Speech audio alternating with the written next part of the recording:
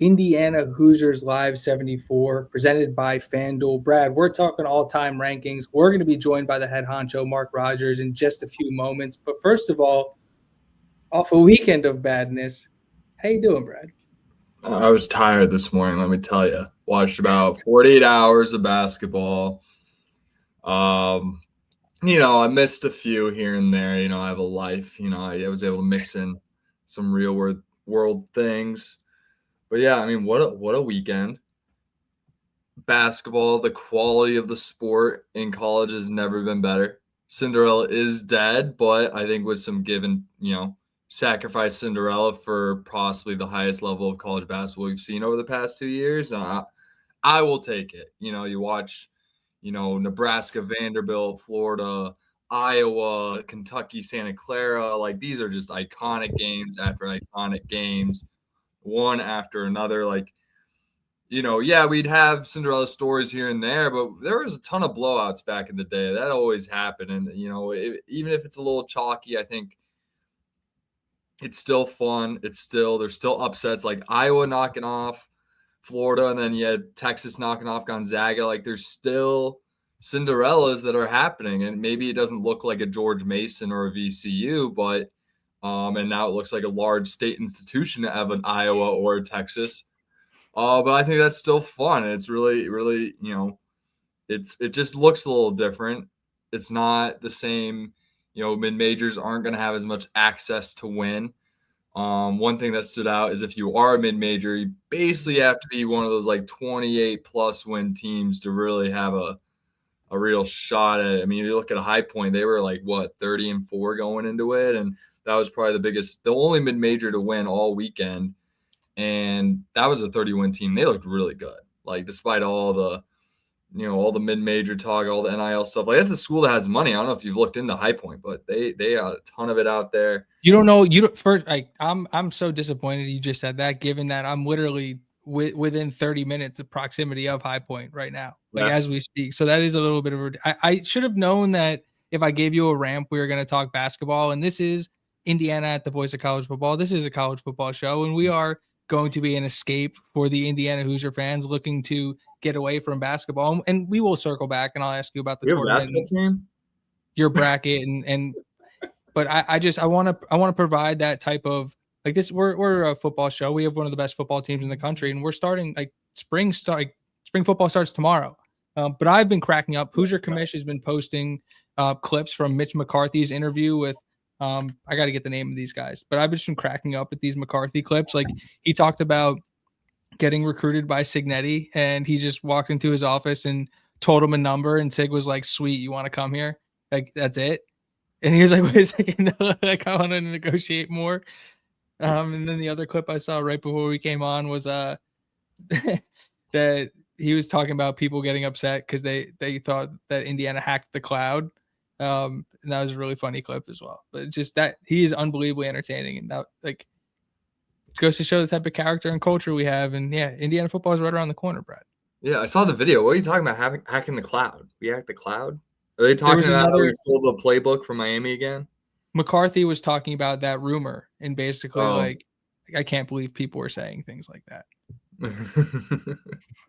They just do things the right way over there. They figured out the gold standard of how to run a college football program in the NIL transfer portal era, and aka basically post 2020, the gold standard of adapt and adopt or adapt and survive, like however you want to call it. Indiana's going to be the gold standard, and basically the gold standard in terms of how other programs will start to try to emulate that. And whether that means less focus on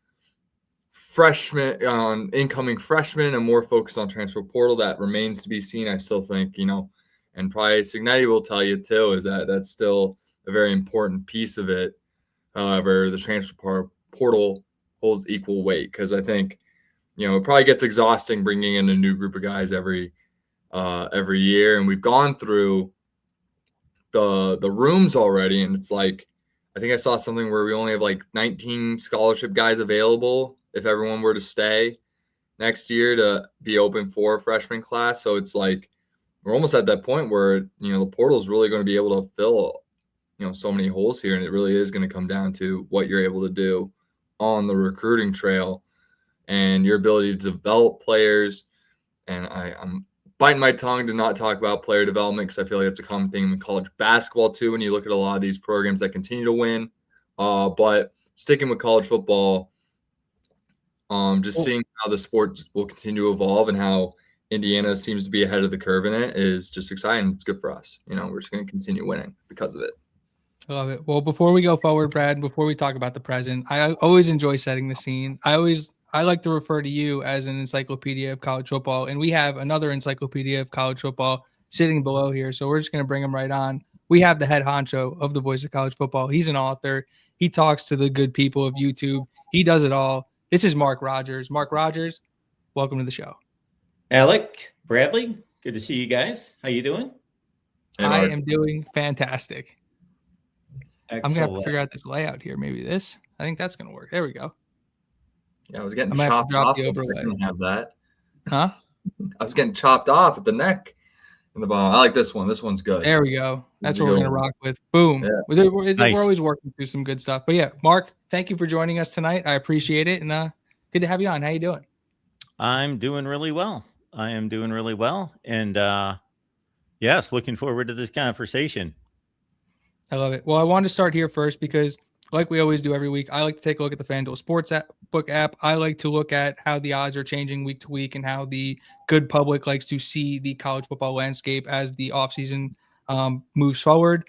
I saw something today that shocked the hell out of me. I'm not sure if you guys are following this as closely as I am, but I like to check the national title odds every week. It's been pretty much Notre Dame is the favorite consensus since the season ended. Today, and I don't know if this happened over the weekend or when this really happened, but Ohio State was plus 550. That was 200 points higher than Notre Dame has been sitting all offseason at plus 750.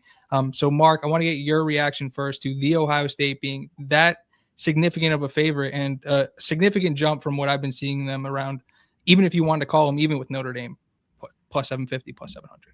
Well, certainly there's nothing happened like on the field or any kind of news from camp that should shake up odds like that. I think there are two basic components, and there's many more beyond that, but two basic components when we look at this. And first of all, it's what is that team's chances of actually reaching the playoff? Because if you can't reach the playoff, you can't win the national championship. And of course, schedule strength goes into that. Ohio State has a brutal schedule. I don't know if they're going to be playing the toughest schedule in the country, but I wouldn't be surprised if it ends up that way. They're playing every difficult team in the Big Ten. They're playing Texas on the road. It's just a brutal schedule. At one point they play, and I think there's a bye week that separates it, Indiana, Oregon, USC in some order, mid-season, 3 consecutive games. So yeah, that's the one component there to determine. And then obviously beyond that,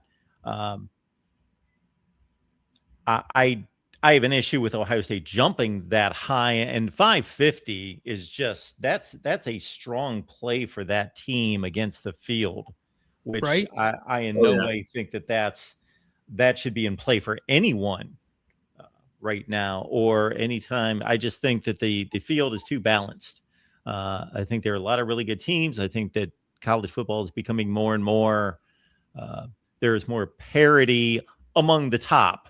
There's not parity across the board. It's not the NFL, but more parity across the top that I would not want to put anybody in that position of plus 550. Those are bad odds. It's interesting that a team with that sort of schedule without anything happening to the roster gets a jump like that over the course of the week. I just find it interesting. I'm still kind of digesting it and chewing on it for a little bit. Well, here, let me provide this context for you because these are what the next 5. I guess this would be 7 teams look like because at Ohio State plus 550. Then you have Texas and Notre Dame at plus 750, Indiana at plus 800, Oregon at plus 850, Georgia at plus 1,000, Miami at plus 1,300, and everybody kind of falls off after that. Yeah, nothing really surprises me there. The other thing I'll say about Ohio State now, this does not win the national championship, but I said this going into last season with the freshman quarterback, with the games that people predicted them to lose or possibly lose. And I heard a lot of 9-3 predictions out there. I was on the cutting edge of predicting them to possibly miss the playoffs as well. I only picked them as like an 8 seed going into last season myself. But I have more confidence in Ohio State being elite than anyone. I don't know that they're going to be the best team in the country. And again, I could say this going into last season, the season before that, they have averaged 11-1 for 20 years. So I am more confident that they will be elite and in the running than anybody else. And there's nothing out there that changes my mind concerning that. Now, that doesn't win the national championship, but that certainly puts you right there. Yeah, it still doesn't explain the random 200-point jump in the odds. And it also, yeah, of course. And I know it's not what you were saying, but yeah, Ohio State year in, year out, like they're the least likely team to have like a Penn State type drop off. Like a surprise, like just nightmare type scenario season hasn't really happened. I think they only had they had that 7-6 year, like the year before Urban.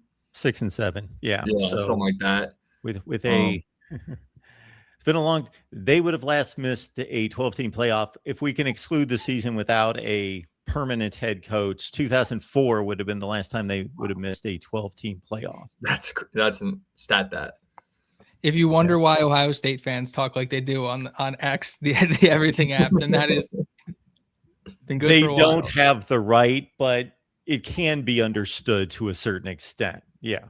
Yeah, when you win that much, like you start talking like it. I love it. But why exactly are we sitting here, and why is the title of the video what goes into an all-time ranking? Because what's happening on Mark's channel right now, and something that Brad had introduced a couple weeks ago on Mark's channel, Mark is doing spring previews and all-time program rankings, starting with the Big Ten. You can check that out on the Voice of College Football Network on YouTube. Brad, a couple weeks ago, created what he called at that time the Blue Blood rankings. We're calling them now the New Blood rankings. But I thought it was interesting that both Brad and Mark had rationales for creating the type of rankings that they did. Not only did they have rationales, but they used a lot of the same terms and a lot of the same inputs for their rankings, but used them in different ways. And so I thought this would be a really good opportunity, maybe not to take their rankings and put them head to head, but just ask them conceptually about the different ways that they use these terms and put them into their rankings. And so, Mark, I want to start with you, because the all-time rankings uses what you called national title claims. That is something that Brad had been going on about on our show for a couple of weeks. So first of all, for the people, what does a national title claim mean to you, and how did you use it in your rankings? So first of all, for anyone who's checked out the videos thus far and will in the future, because there could turn out to be like a zillion videos, because I've got 24 categories and I'm going to go through every conference. So what's that, 24 times 4? There's 96 videos right there if I get to them.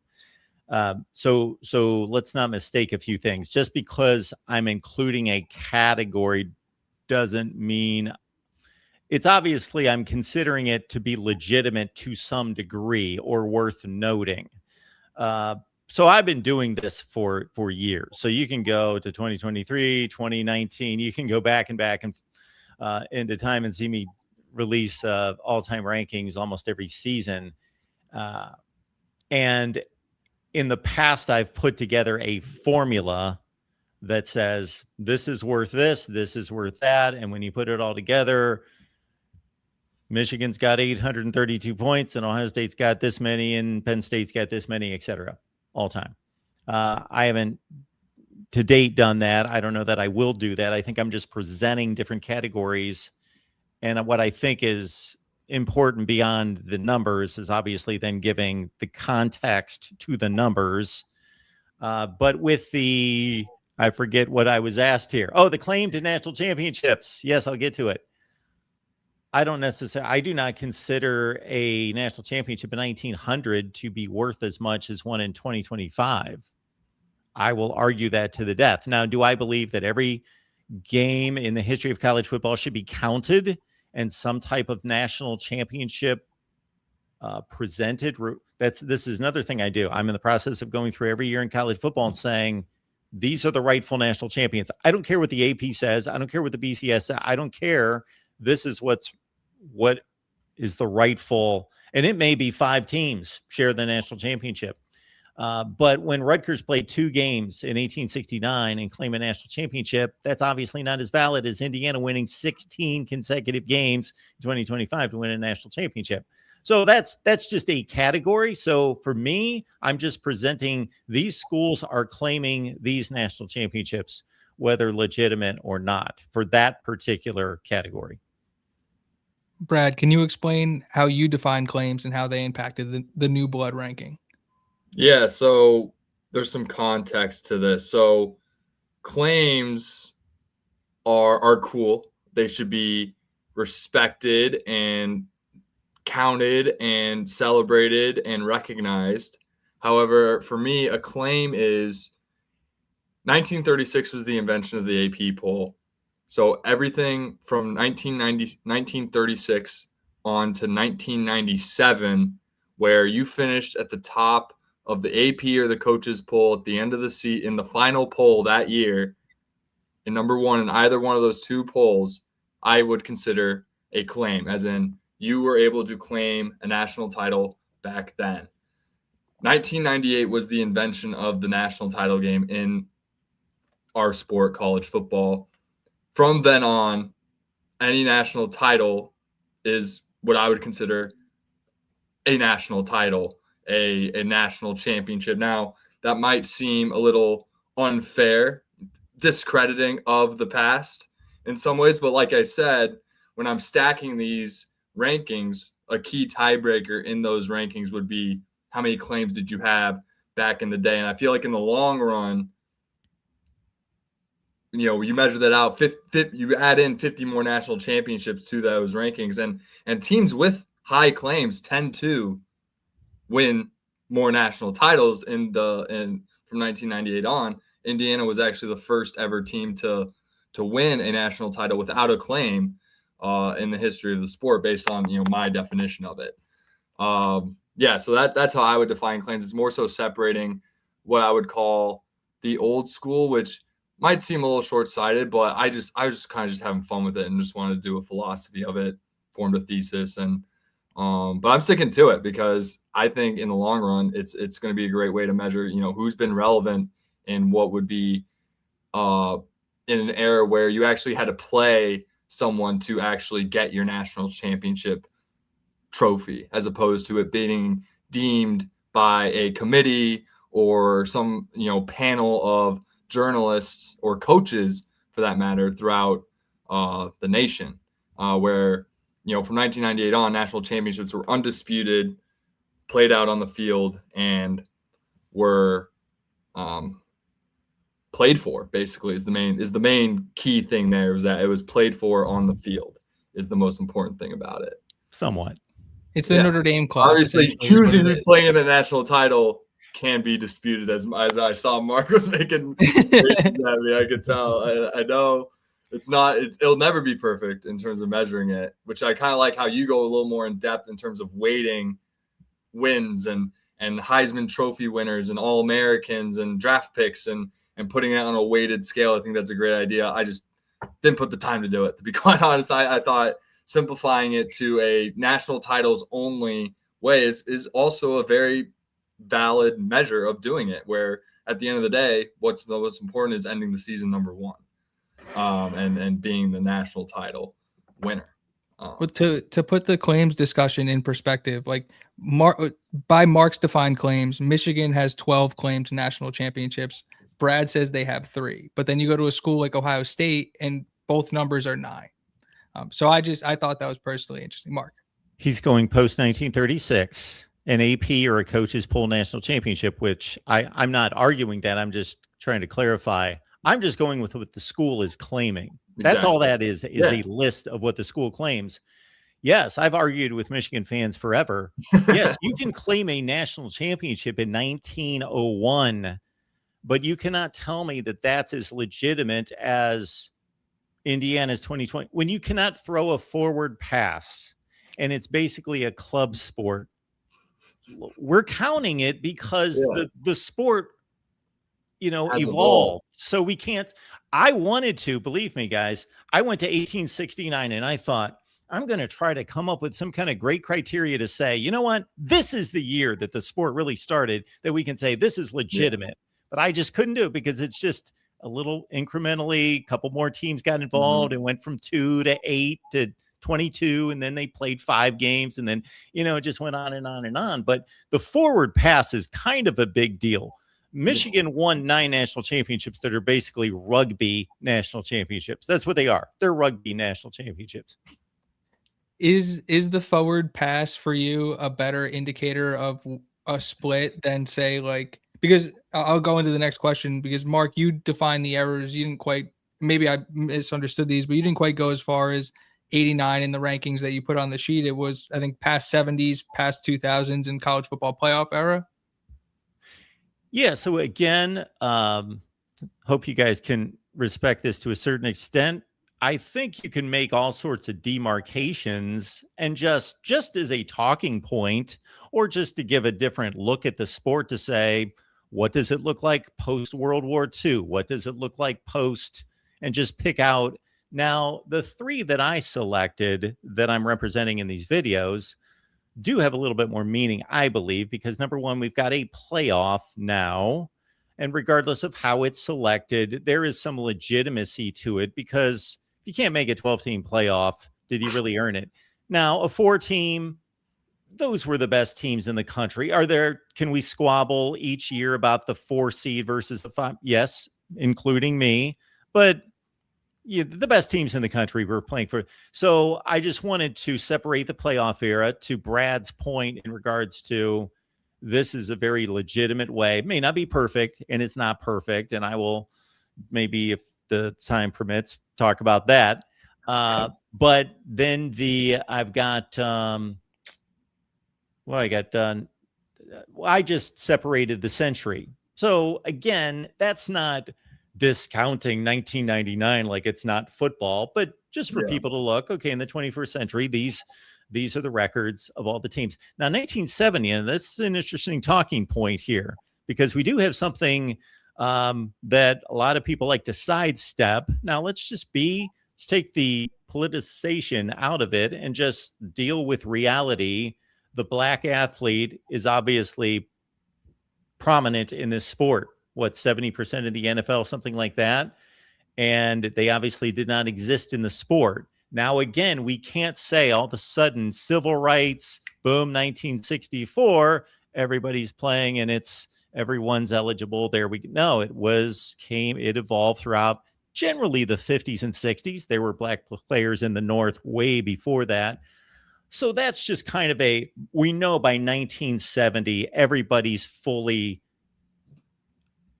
desegregated. And so that is just another way to look at the sport in which everyone was eligible to play.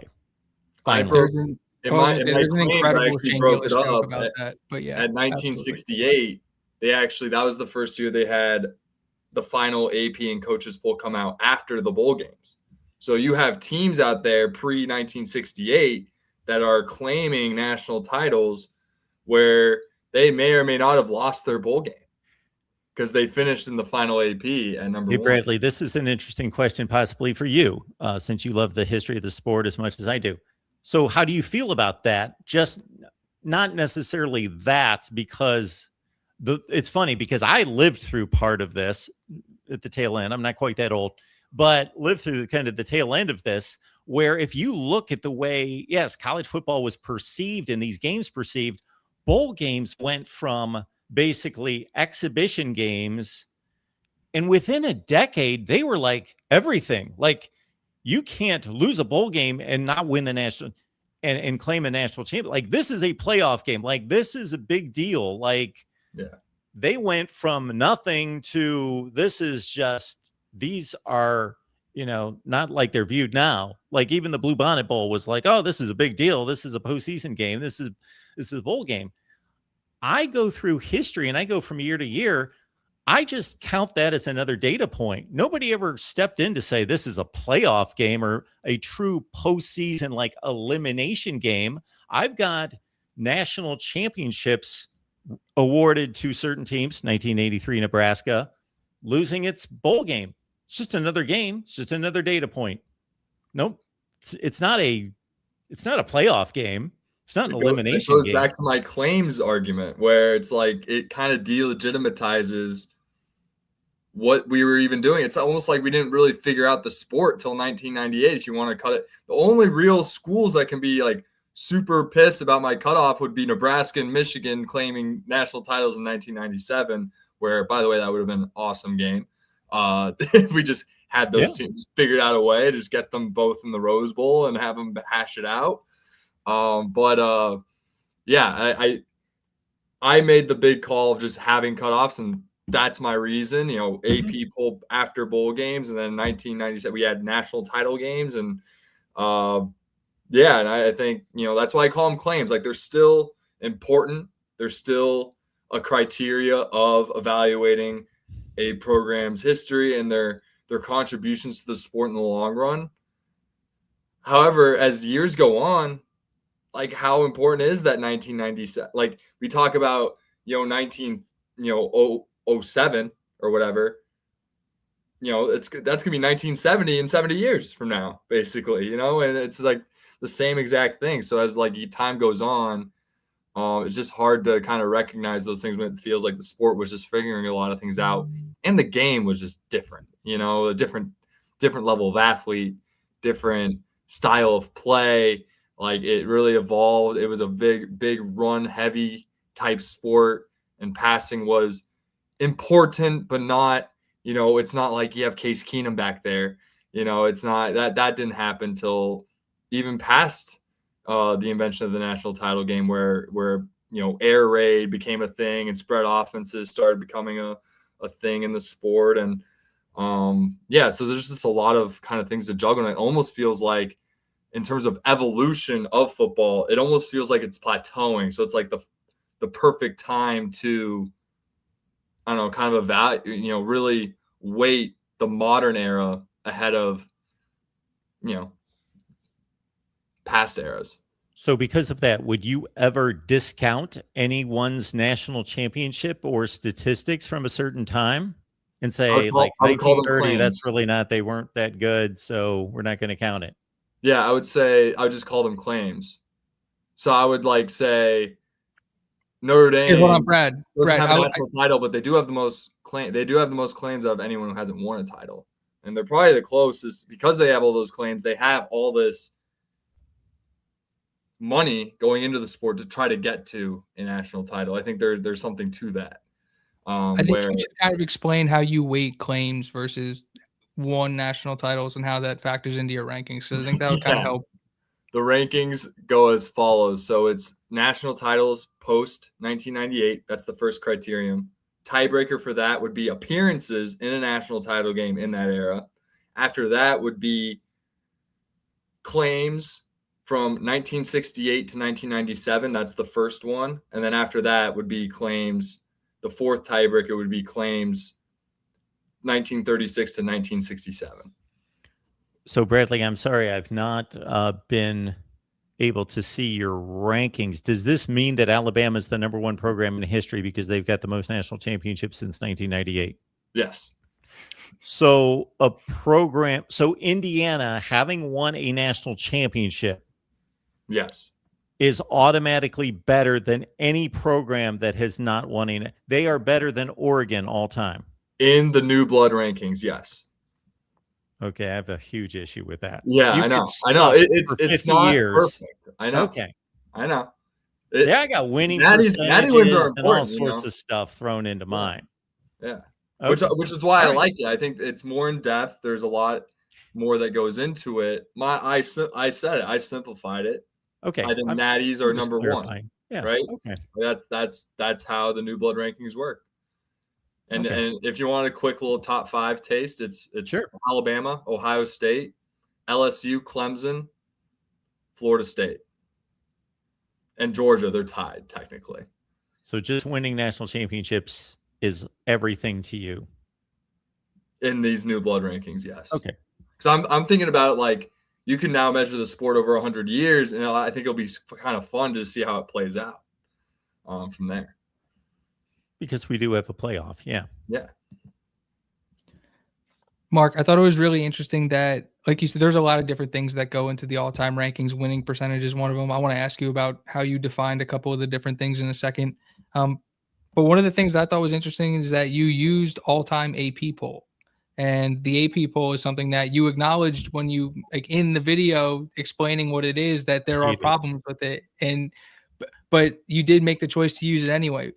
So I do want to get your kind of opinion on, can you kind of expand on that thought process and explain the decision there? Because So for anyone, I enjoyed your reasoning. I totally get it. I totally get. Guy bashes the AP poll. He includes it. Again, it's not part of a formula. So there's not a. It's just, let's look at all these things, and then I'm going to come out and say, boom, boom, boom. It seems pretty obvious. These are the rankings 1 through 18. And for anyone that's not aware, this is why the top 25 that actually makes sense exists. That I think the AP rankings suck. The many of the writers just focus on their teams, do their jobs, and don't know what's going on elsewhere. So that's where they came about. However, in totality, it's like the randomness of the screw ups are going to balance themselves out over the course of 90 years. Mhm. Like, for the most part. And again, it's not like Indiana goes 11-1 and they're ranked 23rd in the country. They're not that bad. You know, I usually just kind of pick them apart in terms of why that, why this. And there's always a list of, 6 to 8 teams. I'm sure you guys could make the same argument every year. Like, they're just as good as number 23, 4, and 5, but we stop at 25. That's another stupid thing that I think exists, is there's only a top 25. Well, really, the team that's got the 26th most votes, they're number 26. You did the same thing. That's the same process. You just They list them all. stopped the list is what you did. You just stopped the list. They just didn't put numbers next to the name, but they did put other numbers next to the name, which mean the same thing. I played with people about 5 years ago, and for about 3 weeks, I came out one week with, here's my top 37. Then the next week was like my top 19, and people like freaked out and were like, what? And I'm like, it's just a number, 25. It's just, it doesn't mean anything. It doesn't have to be 25. I would like to see every team ranked in the country. I would like to see all of them. And if I had the capacity to do it every week, I would do every team. I think everybody should be ranked. This whole, like, they beat this many ranked teams and they only beat that. Okay. It's a stupid argument because, like, who's to say they should be ranked? The whole SEC bias argument comes into play there, where it's like, all right, you start the AP, first AP of the year, 12 out of 25 are SEC teams. So that's just kind of loading up their, now they all these tough schedules that they got to go, these gauntlets that they got to run through, when in reality, I mean, how much better is Auburn than Wisconsin? There was a season about 10 years ago when Michigan State was good that they beat, like, 4 weeks in a row, a team, and they knocked them out of the rankings. So they beat no ranked teams. It's like, well, they knocked them all out of the rankings. So somebody had to win the game. And like playing the sport too, it's like they're playing a team that is ranked. They have a lot of confidence. They believe in their season. They're not going to quit out there. They believe they have something to play for. Like, there's a lot that goes into that when you're playing a team at the time that is ranked that ends up unranked. And to disqualify that retroactively is almost unfair. So I hope I explained that, Alec, in regards to the legitimacy of the rankings over time. Like, we can all look at the AP rankings week to week and say, that makes no sense, that makes no sense, that makes no sense. But over time, they are more legitimate.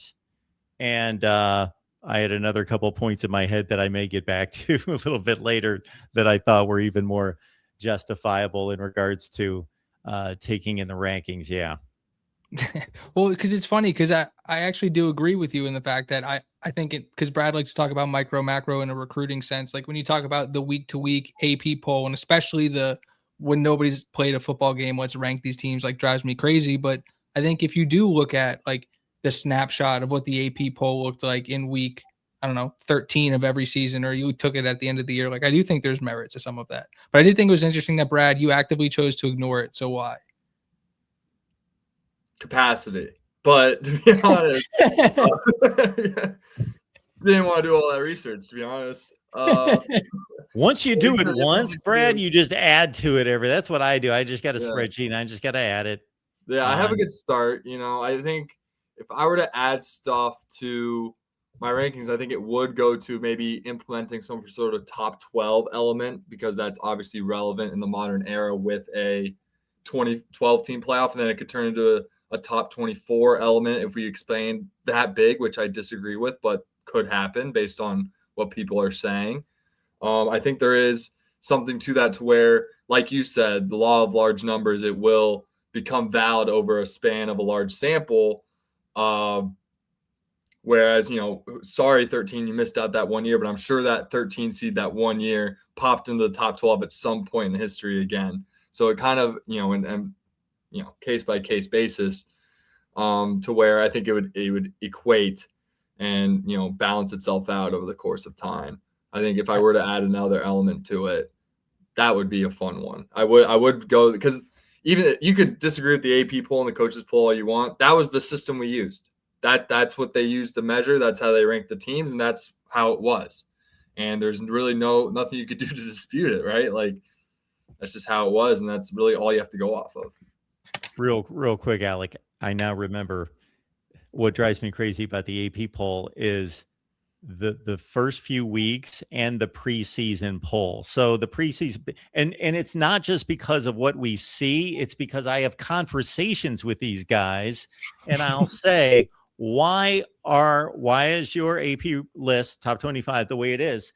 And half of them tell me, well, they got a really tough schedule, so I dropped them to 14. And I'm like, why are you ranking schedules?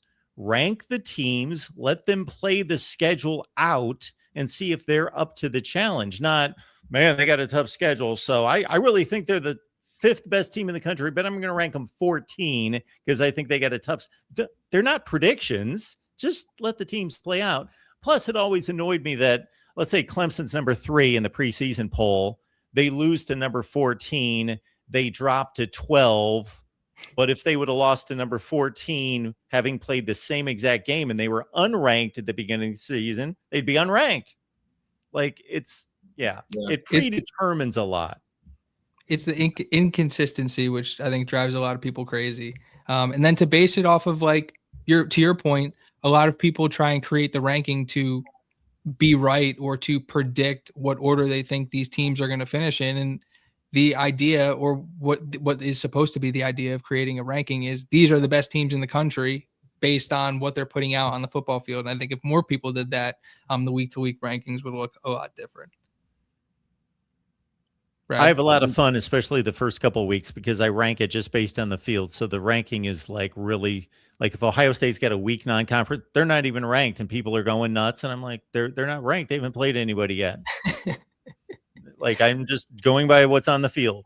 They'll get there if they're good. Yeah. I do have the list of categories that you put into defining what it goes into the all-time ranking, but I'm not seeing the top 25 that the actual top 25. And so is that being considered at one point or the other? Are you waiting for somebody to come along and comment it under the YouTube video, or? That is funny. I actually had a couple people mention that to me. I don't think any comments are there, but they mentioned to me. Yeah, I'd have to go shoot. I'll go Bradley's route and say, that's just too much research. I got to go back and watch the last video of all my seasons to see what my final ranking.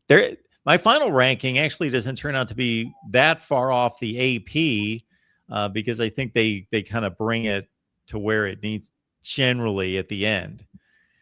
It's just all the lunacy during the season. Yeah, I think if you were to really just like take into consideration, I think you're alluding to this a little bit, where it's just like a composite of maybe every AP poll of all time, just weighted all evenly over the course and just see where it unfolds. And that would be a very valid, honestly, all-time ranking for programs, right? If you just weighted them all evenly. I do think you should maybe wait post, as time goes on. I feel like I'm too, not me personally, but just like anyone doesn't really have the call to say like which era can be weighted which way. Obviously, as you go on, I'm just trying to think like out loud here. Like as you go on, I think, obviously I feel like it gets tougher. I feel like every year, I believe just across sports, across the board, I believe in human evolution. I believe the team that is most recently or the best player, regardless of sport, is the best of all time in the sense where they had to beat the best field and be the best at that given point because the sport, regardless of football, like evolved to a point where this is the best it's ever been. And that I truly believe in that. So I think there has to be some sort of weight to just like the evolution of the sport over time. And I would have no issue with, even though I think a national champion, as long as the system's legit, a national championship's a national championship, just like a Super Bowl championship is a Super Bowl. The Giants 9-7 Super Bowl championship to me is just as valid as the Dolphins undefeated Super Bowl champ. They won a Super Bowl. However, I also don't mind the argument that Indiana had a better season than Ohio State did the year before. So you can weight that Indiana team to be better than Ohio State the season before.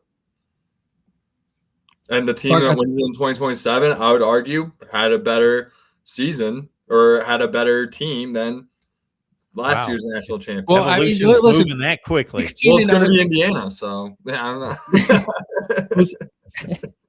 Mark, there were a couple of different things that caught my eye as you were listing out the categories that you took into account. Obviously, one of them that Brad pointed out that he thought was interesting was Heisman's.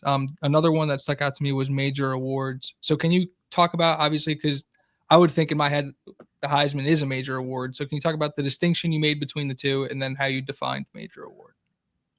So again, I am not going to determine because somebody won a Biletnikoff award that their team should get more points and toward an all-time ranking. Those are just for people to see and us to talk about. Like, if anything, I'm trying to take the subjectivity out of it. And if there's anything that's subjective, it's handing out awards at the end of the season and All-America lists. One of the stupidest things that exists in college football is that you have to be a first team consensus All-American to make the College Football Hall of Fame. So, for example, around 2014-15, when you've got Derrick Henry, Christian McCaffrey, Ezekiel Elliott, Dalvin Cook, it's kind of hard to be first team All-American. Yeah, they're all first team All-American. Yes. And no, you can't make the Hall of Fame. Sorry.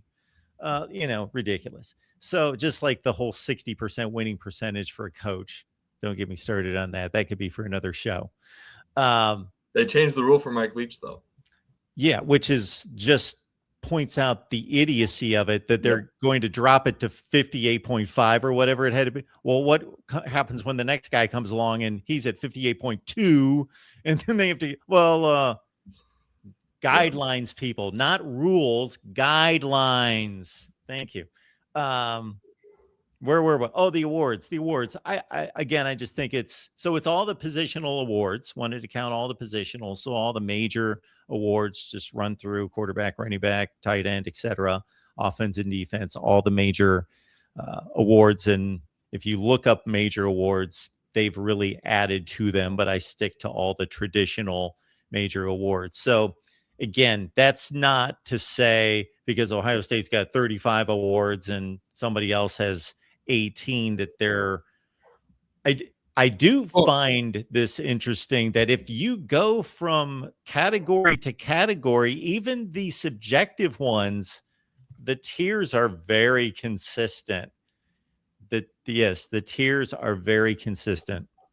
Well, I think that's the interesting part when you look at it in the spreadsheet you presented in, is like when you look at all these individual talking points in a vacuum, you can argue them. When you look at them as a collection of data presenting like one argument, it's like, well, all right, when there's 15 things that are saying the same thing, it's a little bit different than 15 different things saying 15 things. So it's like, in that sense, I completely understand that. And real quick, the one thing I wanted to add is that, conference championships, people will just say, show a list, conference championships. Well, it's kind of tough to win the conference when you're not in the conference. Let's at least give some list of, well, how many years were those schools in the conference to win the conference? Michigan State's got like 55, 60 years less of conference experience to win the conference than the founding members. So it's the Rutgers argument, membership tenure. And so I appreciated including that. Rutgers has time. Like it takes time to build a program. It's all right. Shiano's got to build, We got the Notre Dame clause in there for claim national championships. We got the Rutgers clause in there for membership tenure.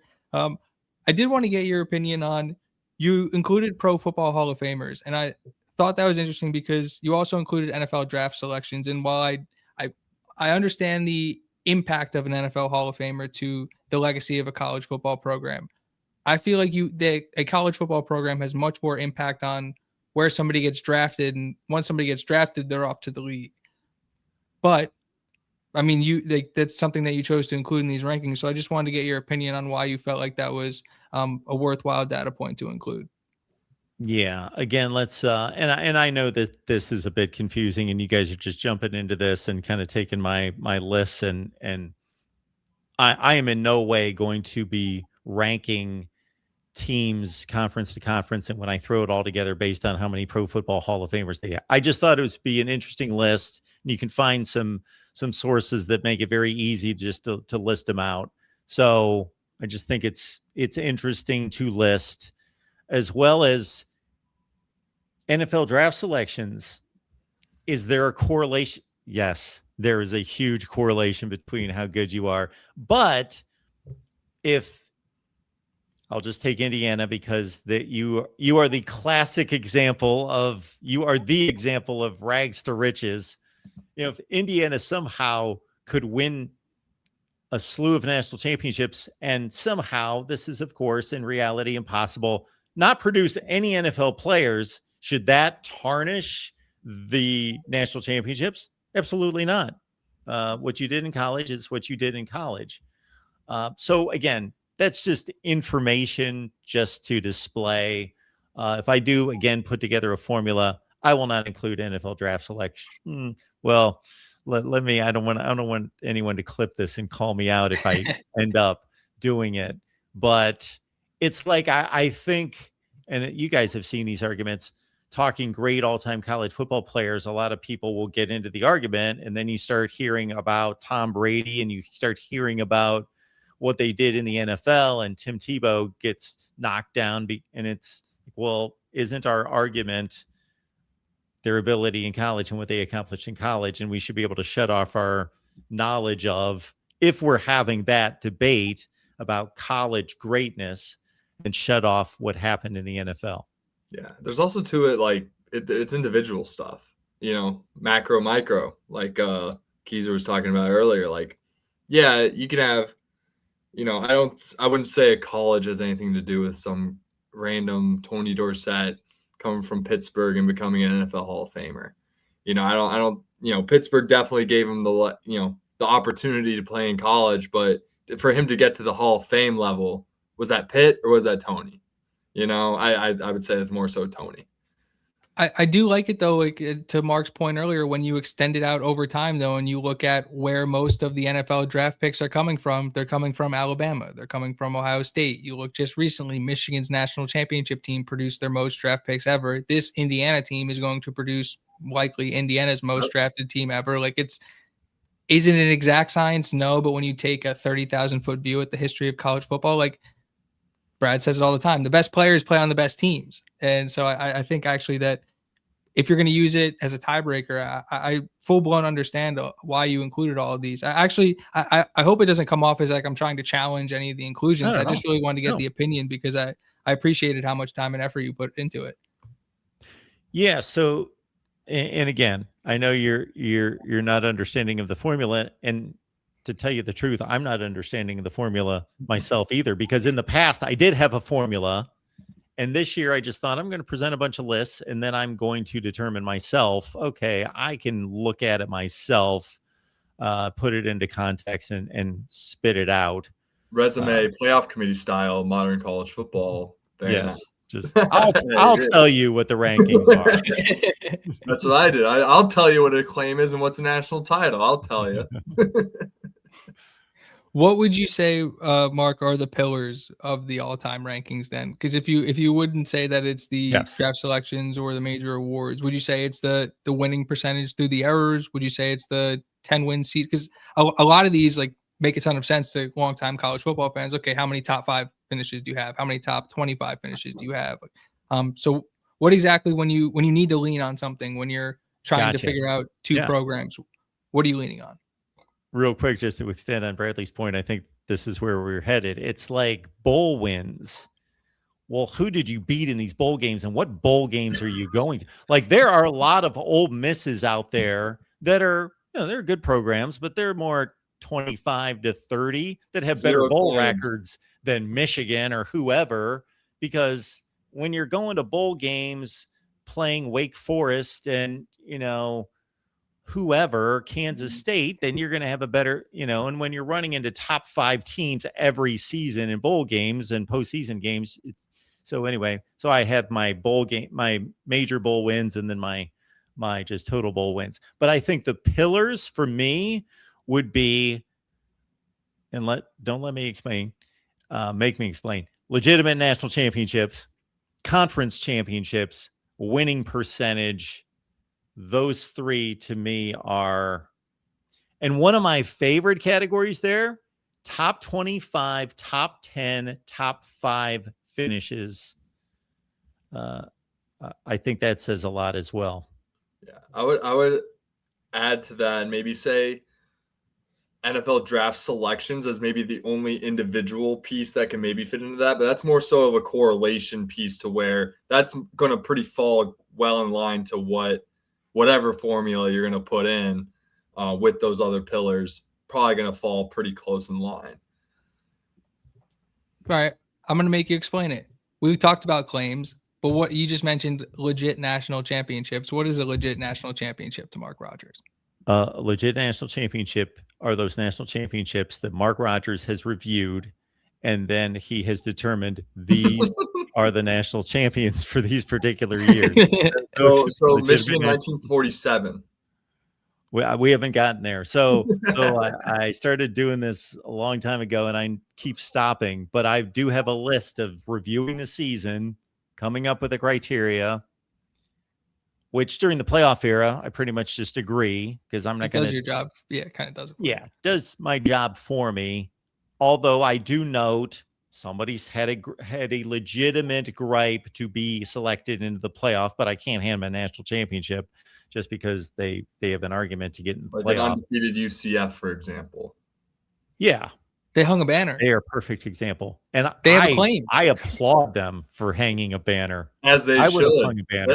Yeah. Yes. They should have been in. You go undefeated. What else are we supposed to do? If we have this playoff, we have this undefeated team, and we're just going to be like, nah, we don't need them. Like, that never made any sense to me. Same with Florida State. Like, they hose those kids. But, yeah, go on. Sorry. So really, that's my answer. But for the here and now, until I complete that list, your legitimate national champions would be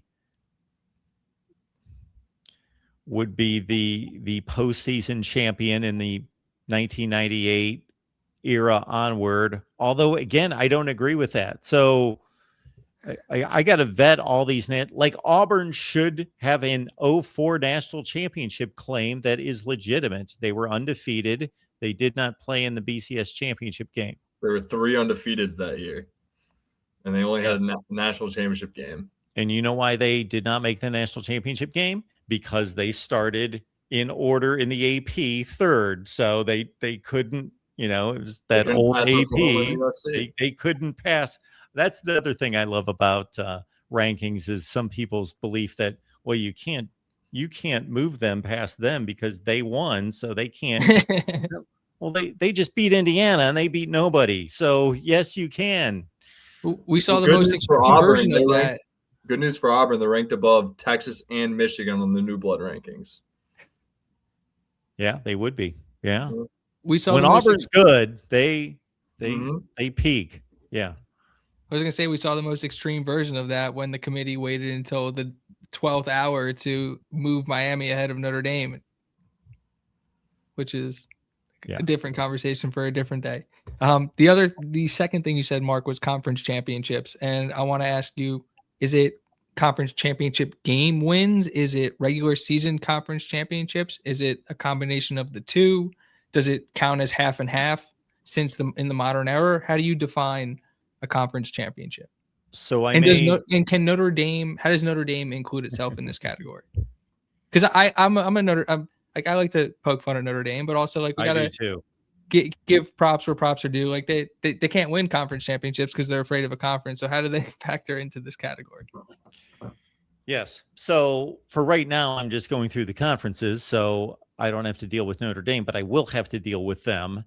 It's almost similar to when I rank the conferences and I have to give legitimacy to a win against Notre Dame.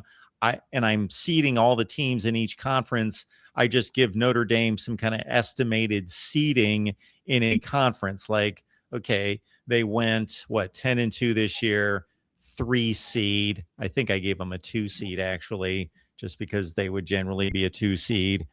But to your other point about conference championships, yes, I count all the conference championships. Now, this is an interesting debate about the legitimacy of conference championships because they were never more valid than before realignment and the conference expanded, but after the conference championship. So, like, depending on the conference, the SEC started in 1992 until just recently, when you're playing almost everybody in your conference and then you're setting up a conference championship game. That's about as legit as it gets. Actually, as legit as it gets is when the Big 12 just a few years ago had 10 teams. They played a 9-game conference schedule. Everyone's playing everyone. That's what a conference is to me. Oh yeah. But now we're so large that even though we've got a conference championship game, you guys look through the schedules and see the discrepancy in the strength and weaknesses of these schedules within a conference is crazy. It used to not be that way. So even though we didn't have a conference championship game in 1985, we had a 10-team Big Ten. They played 8 or 9 games. They jumped around a little bit there, but even if they played an 8-game, you only missed 1 team. So yeah, you could have a squabble. Like they didn't have to play Michigan. They missed Northwestern, but it was so close. The strength of schedule. Yes, I believe all conference championships are legit. And I make a comment in one of the videos to say, these to me are the 2 most objective criteria are conference championships and just flat out winning percentage. Well, you talk about a project, Bradley, that would be impossible is then going through winning percentage and then a strength of schedule throughout history would be crazy.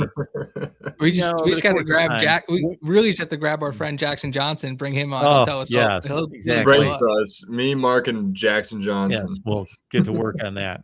So winning percentage to me is extremely legit.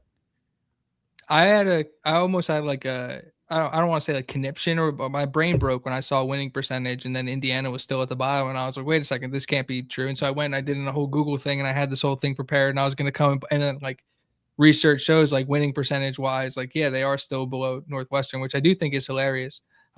Given how successful they have been under Curt Cignetti, which is why you can't mistake Indiana's history for Curt Cignetti's history, but I digress. So yeah, so winning percentage, obviously it's literally just that cut and dry. And like to the point we've been making this entire conversation is year to year, is it hard to be like, oh, they only won 5 games that year? It's like, well, maybe they played Michigan, Ohio State, at Iowa, played Oregon, they ran into Indiana. You know what I mean? So it's like over the course of history, like Indiana having the worst winning percentage in the Big Ten makes a lot of sense given how little they cared about football up until basically Curt Cignetti showed up.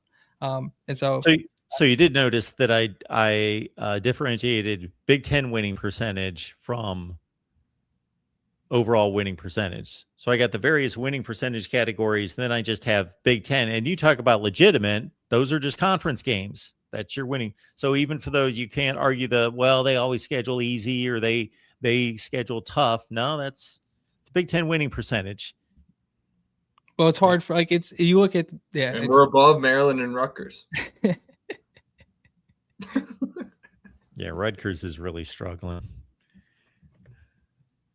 Look at those NFL draft selections from Rutgers. It just nosedives down to like 29. And the next one's like got over 100, I think. Yeah. They're at Indiana's at 174, and then nosedives to Rutgers at 70. Oh, 70. Maybe it's 29 selection. in the first round. Yeah, something like that. Yeah, Rutgers isn't. None of the metrics are helping Rutgers climb the all-time Big Ten list. Yes, Rutgers fans should especially hate you guys. No, why hate us? Not hate you two in particular, but hate your team, your program, your fan base, because it's like we're everything Rutgers has dreamed of. Yeah, they want to be us. I love it. Brad, do you have any final questions for Mark before we get Mark on his way? No, you did a great job of explaining everything, and I think everything you said is valid, and no issues. Mark's the ultimate ball knower, and I know a ball knower when I see it as master of the eye test. So thanks, Mark, for coming on. I appreciate that, Bradley. And the one glaring mistake tonight out of me was no, I could not answer your comment about legitimizing national championships, Alex. So you did pin me down there until I can review all of them. Yeah. But I do appreciate that. For but me. I'm kind of part-timing this whole Voice of College Football thing these days, but so we will get to that. We're working through that. We're back into the 60s at some point, so we're still going through that. But Bradley, you're amazing with putting this together. I think it's a very interesting process, and I want to get this straight again. National championships, championship game appearances, playoff appearances. That could be the third tiebreaker if we want to really get down it. But then we have a 4-team playoff and a 12-team play. I just couldn't make that call. I got to chew on it a little bit. No, good stuff. You guys do a phenomenal job, and we need more people here for sure to talk ball with you guys, because you guys are one of the best combinations of just working together, having great conversations, but also ball knowledge and ball enthusiasm put together. So I enjoy the show. It's great. And yes, welcome to college football, Indiana. And if I could make one final statement, I am just astonished at, if you would have told me Indiana won first of all, if you would have told me Indiana and Alabama are playing in a playoff game, like if you would have said this in 2023, I would have said, wow, that's awesome. Indiana played, and it was 35-3 or 38-3. Sorry to jip you a field goal. 38-3. I would have said, well, of course it was 38-3, Alabama, but that's great that Indiana got there. But this is just to not just win the national championship, but to do it in such dominating style is just, I think the biggest tribute I could give it, especially as I hate to admit this at times based on what I try to present, an Ohio State fan, is after Indiana won the national championship, I tweeted something to the effect that Ohio State now brags that they gave Indiana their toughest game. Ohio State now brags, we were the ones to hang with those guys, Yeah. That's it is hilarious. Never thought I'd be here either. I was going to say, like, who, Mark, when you created the Voice of College Football and decided that this was going to become a network, did you ever think that on Monday, March 23rd at 9 p.m. that you'd be having a conversation about college football on the Indiana channel? No. Indiana was kind of, when I looked at all the standings thinking, okay, well, I guess we'll have to include them. Like, I'd have conversations with people and they'd say, even like Vanderbilt and Indiana. Yeah, I guess. If they are in the Big Ten. Yeah, I guess we'll have to. They have jerseys. They show up. Yeah, they're relevant in the sense that they're on most relevant team schedules. Yeah. But see, I'm kind of, Alec, the wrong guy to ask that, because I am the guy that liked to watch the Indiana Northwestern game on ESPN2 at noon and all that. Yeah. So the answer is yes. You did expect to be having this conversation, and honestly, and that is exactly why we're here, and that's why we appreciate the platform, and we always love having you on, Mark. I very much appreciate your time. You can find Mark at the Voice of College Football on YouTube. Follow him. Follow the Voice of College Football on Twitter. Follow Mark at MarkRogers VOCFB. He's doing things all the time. Voice of College Football is doing big things, and Mark's the head honcho over here. So we always appreciate it. Thanks, guys. Keep up the good work. Good to see you both. Thanks, guys. Absolutely. Take care. We got to fix the layout now. There we go. Oh. Whoa. Here, wait. Okay. Oh, whoa, where'd I go? All right, there we go. Love it. A little bit of guest action on the Voice of College Football here. We'll have a couple more guests.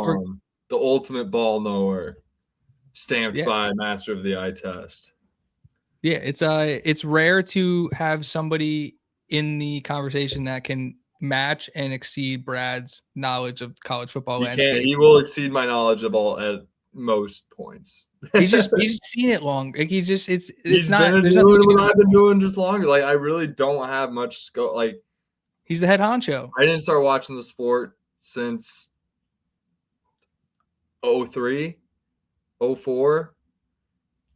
Like Mark's been doing it 20 years ahead of that, like at least. So, yeah, he's just like me, but I'll evolve to Mark Rogers level at some point, with the new blood rankings and tracking that. And I'm sticking to it. Like I know it's simple, but I think it's what matters. No, I liked it. I honestly thought you were going to dig in a little deeper. Like my goal for this conversation was not to be like, because I thought, again, going into it, I thought it was going to be like, here's Brad's rankings and here's Mark's rankings. And then we're going to have this clash of ideas. And I came away being like, you guys actually took a very similar approach to how you put them together. You just defined certain things. I just simplified it. Yeah. And I thought but it was simplified for a reason, and there was explanation, and I thought that would be an interesting conversation. So you know how I told you how claims did correlate to future actual real national titles, minus a Notre Dame really being the only exception to that rule, where they are the only school without a national title. Them and Nebraska are the only schools with 5+ claims to not win a real national title yet. Hence their frustration on Twitter. No, but I love it. I get it. I wrote it out for myself. I understand why you're so mad. I get it. By the way, thank you, Nebraska, again. Nebraska money line over Vanderbilt cashed. Let's go. Had Vanderbilt in my bracket. I faded myself and took the money line with helps from our very own Alec Keyser, who talked me into it. That Nebraska starting five, like just iconic. We're done with basketball. On to football. What's the smoke? I was gonna say real quick, I cashed like an up early 10 money line on Nebraska. I was making lots of money on the FanDuel Sportsbook over the weekend, and maybe I wasn't confident they were gonna win. But I was how my live plays out live. Like I took VCU live in that first round. I was like, oh, we're rolling. We're going. We are rolling, baby. It's good stuff. No, we'll talk. We're gonna talk football, get through the smoke, and then it's March. We're gonna talk about the tournament after. But we talked about Mitch McCarthy's interview that Hoosier Commish was tweeting about the last couple hours, or a couple clips in the last hour or so. Absolutely hilarious. If you guys haven't checked that out, definitely go check that out. That's when I log off and go and cut clips. Before I cut clips, I'm probably gonna listen to that McCarthy interview because I was cracking up. But the other news that came out, I believe today, was Tyreek Tucker is going to be a judge for the college basketball slam dunk competition that's going to be in Indy. I forget the date. It's later in April 7th or something like that. Really? But yeah, Tyreek Tucker is going to be a judge. It's going to be in Indy. Baby. And if you want to be a star, come to Bloomington, Indiana. That's all I'm hearing. They're getting all the chutzpah. They're getting all of it. Well, let's just dive even deeper. At first, it was Becker and Jones at the basketball game. Now it's Tucker's giving out 10s at the slam dunk contest. Is Cohen Carr, who won't be able to attend because he's still playing. But how do we have a dunk contest without Cohen Carr? I don't know. It's in April. It's in April. It's usually the week of the Final Four. So you're probably right. So we'll see, I guess. Yeah. Cohen Carr is the best dunker I've ever seen in my life. Wish he was better at basketball, but man, that kid can fly. No, but to your point about if you want to be a star, come to Indiana. Charlie Becker was the towel waiver for the Nashville Predators when he was back in Nashville for spring break this past week. And then our very own quarter QB1, Fernando Mendoza, was making Epic Games Fortnite ads with the queen of the world right now, Alyssa Liu, who I'm an Alyssa Liu stan. Like, I don't know if you've been watching any or watched any of the Olympic figure skating, but that collab was absolutely insane and blew up the internet, obviously. So yeah, if you want to just be the global superstar, come to Indiana and we'll get you right. Yeah. He's just How about the bag now? It's the bag of later. exactly. It's a business school. You know, it sounds like we're giving out the bag. If McCarthy's just able to pull up, give a big number, and he's like, this guy's like, bet you want to punt here? Want to kick balls? My football team. He said yes so quickly. McCarthy was like, I should have renegotiated. That was too low. Funny ass story. The other thing that came out literally right after, I think it was right after we logged off last week, was that Kurt Signetti is going to be setting the pace at the Indy 500. I'm a novice when it comes to IndyCar, but I'll obviously be tuning into that. Kurt Signetti will be in the pace car for the Indy 500, which is very exciting for Hoosier fans. And I know that Purdue point guard Braden Smith had tweeted something about riding in the pace car, something like that Indiana fans like to reference left and right. And Signetti getting that nod, just another Indiana victory. Love it. Yeah, keep him safe. Wear a seatbelt. There we go. It is a slow news week, Brad, obviously, because Dan Orlovsky's back touting the Ty Simpson is better than Fernando Mendoza stuff, which, guys, it's funny. I had one of our mutual friends text me about this today, and he's saying it again. Like, what do you think? And I was like, I think it's a slow news week in that there's nothing else to talk about. It's like, it feels disingenuous at this point, because if you listen to anybody with a bunch of logic, like the way that their takeaway from Ty Simpson is like, yeah, Ty Simpson's a great quarterback. Fernando Mendoza is still QB1. It's just the fact that, like, my takeaway from Dan Orlovsky continuing to go on and say things like this is like, I just don't listen to the things he says anymore. Like, I really only, exactly. Like, I only see the things he says because people react to him. And so if you stop reacting to him and stop giving him attention for the things that he's saying about the Indiana quarterback, he's probably going to stop saying it. So I like Dan. That's the only things besides this, which is clearly just clickbait. I don't know if he believes it. He's not even saying he's better. All he's saying is that his film is better. That's it. He's not saying he's a better quarterback. He's literally falling into his trap. He's not even making a take. He's just saying, I like his film more. It's disingenuous. It's just saying stuff to say stuff. He's saying it in a way that's going to rile people up, and it's like I don't know. Like, I watch Ty Simpson throw football, and I'm like, yeah, he looks awesome. Like, this stuff is really cool. Like, I get it. And then I'm also the one on this podcast saying that, yeah, maybe 3,500 yards and 5 interceptions behind a terrible offensive line in the SEC is probably a good thing. But it's like you don't have to tear down. You don't have to tear down Fernando Mendoza in the headline to make your point. Like, you can just be like, yeah, I'm a Ty Simpson guy. I really like Ty Simpson. I agree.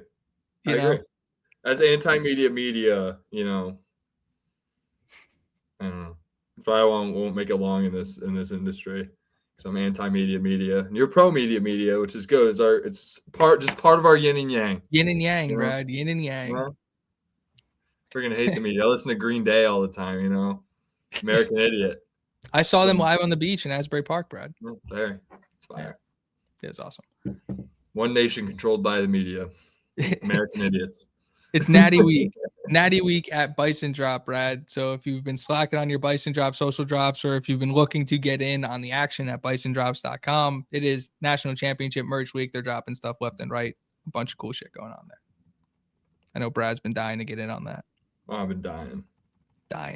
Adidas signed 14 athletes from the 2026 NFL draft class. 2 of them we knew already, Elijah Surratt and obviously Fernando Mendoza, but the third came as a complete surprise. It was Mr. Try 5 Get 6 himself. D'Angelo Pons is an official Adidas athlete. Go get your bag, King. Go get it. When D'Angelo Pons wins, I feel like we all win. I rooting for that kid is so easy, and the fact that he's just getting things that he's earned, I love it. I'm surprised that he won before Surratt. And it feels like Cooper's coming up soon. Well, my thought was, is Cooper more of a Nike guy? I don't know. Maybe he's holding himself up. Maybe.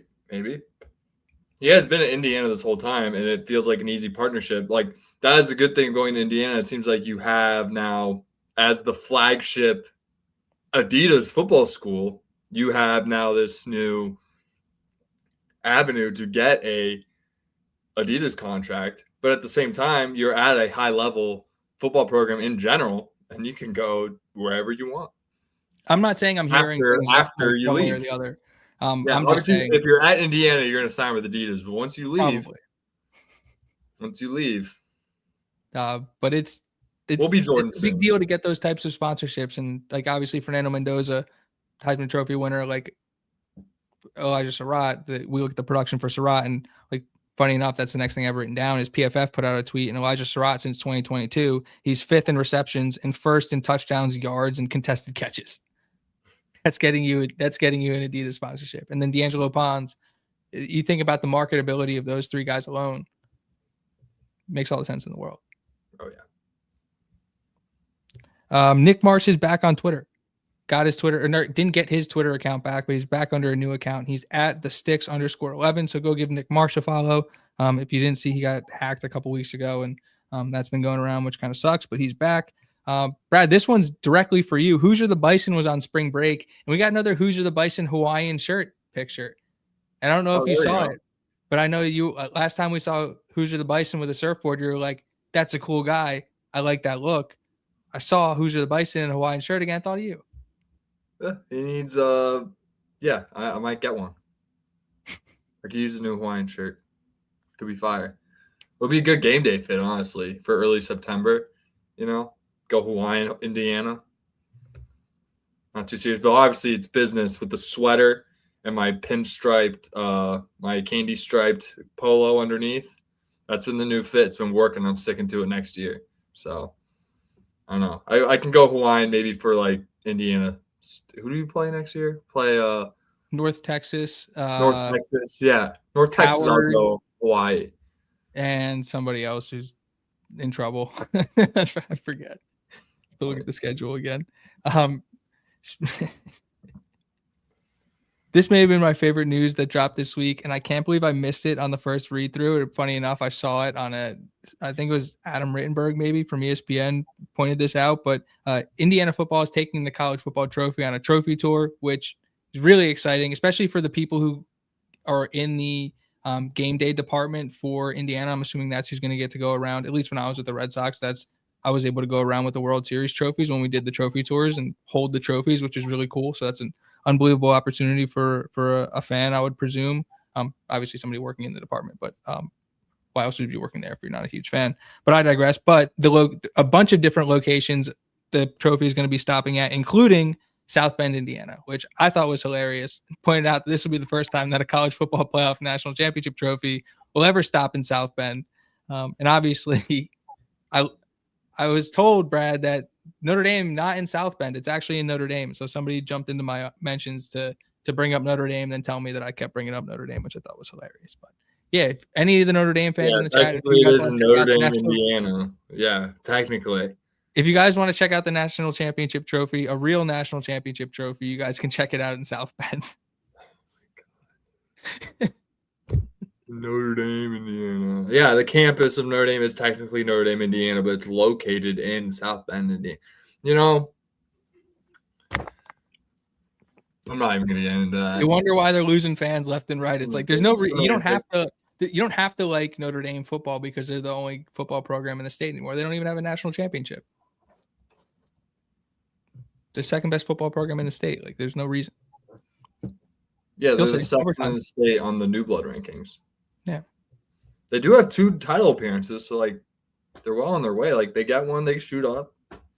They have a lot there was a tweet. I forget who it was. It was one of the rivals recruiting guys that was like the class of 2028. Like their only memory of Indiana football is going to be this national championship team, and that's kind of the point I've been making to all the people who've been in the mentions, being like, we have all these claims from before 1998. It's like nobody remembers any of those. Like that's you got to be, to your point, Brad. Like it's what have you done for me lately? And it's a modern, like things are moving forward. So gotta win now. Gotta win now. Yeah, I'll leave it to the nerds like me and Mark Rogers to to learn about the history and things like that. But at the end of the day, like these recruits, they're looking at like what, a 20-year window max 20-year window max, more like 10 to 5. So let's win a couple more. 100%. Keep it rolling.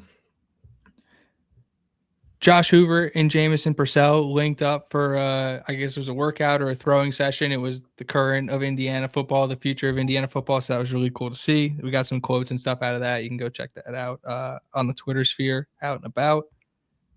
Indiana women's basketball continues to roll with their class of 2026. Ashlyn James won Miss Kentucky basketball. So that class of 2026 now has the New Jersey Gatorade Player of the Year and Miss Basketball in Kentucky. Terry Morin building an unbelievably talented recruiting class for the class of 2026. And the future of Indiana women's basketball looks bright. Great program builder, Terry. Bring it back. Speaking of Indiana basketball 2027 commit Chase Branham scored 31 points, beat Vashon in the semifinals in Missouri. They were a team, I think, that won like 6 straight semifinal games or whatever. They ended up killing whoever they played in the state championship game, and he ended up coming home with the Missouri state title. So not an unsuccessful weekend for the future of Indiana basketball. Oh, Chase Branham. Yeah, he's a hooper. We'll see if he ends up at Indiana. I don't know if anybody listened to the way I define my process for the show, but I go in order of reverse order of the way my timeline set up throughout the week. And so that's the basketball stuff was on there. I apologize to anybody who's looking for the escape. But back to football. We got spring ball starting tomorrow, Brad. We got the Isaiah Jones video about the standard being that it's never good enough and that firing up the fans and we're going to work and all that good stuff. And it's a really, really exciting time of year. Like I tried to say, I think before, I think right after Mark hopped off or right before we got Mark on, that this is going to be a guest heavy time for us, kind of concluding or culminating with Jamie Jordan hopping back on. We'll talk about the spring game in the different rooms, kind of like we did last year, which will be fun. But yeah, spring ball starts tomorrow, and like Indiana football is here. Like it is the off season. This is the time where you get better, and hopefully we start to hear some of those like team building esque buzzwords that you want to hear as camp starts, and so that's really exciting.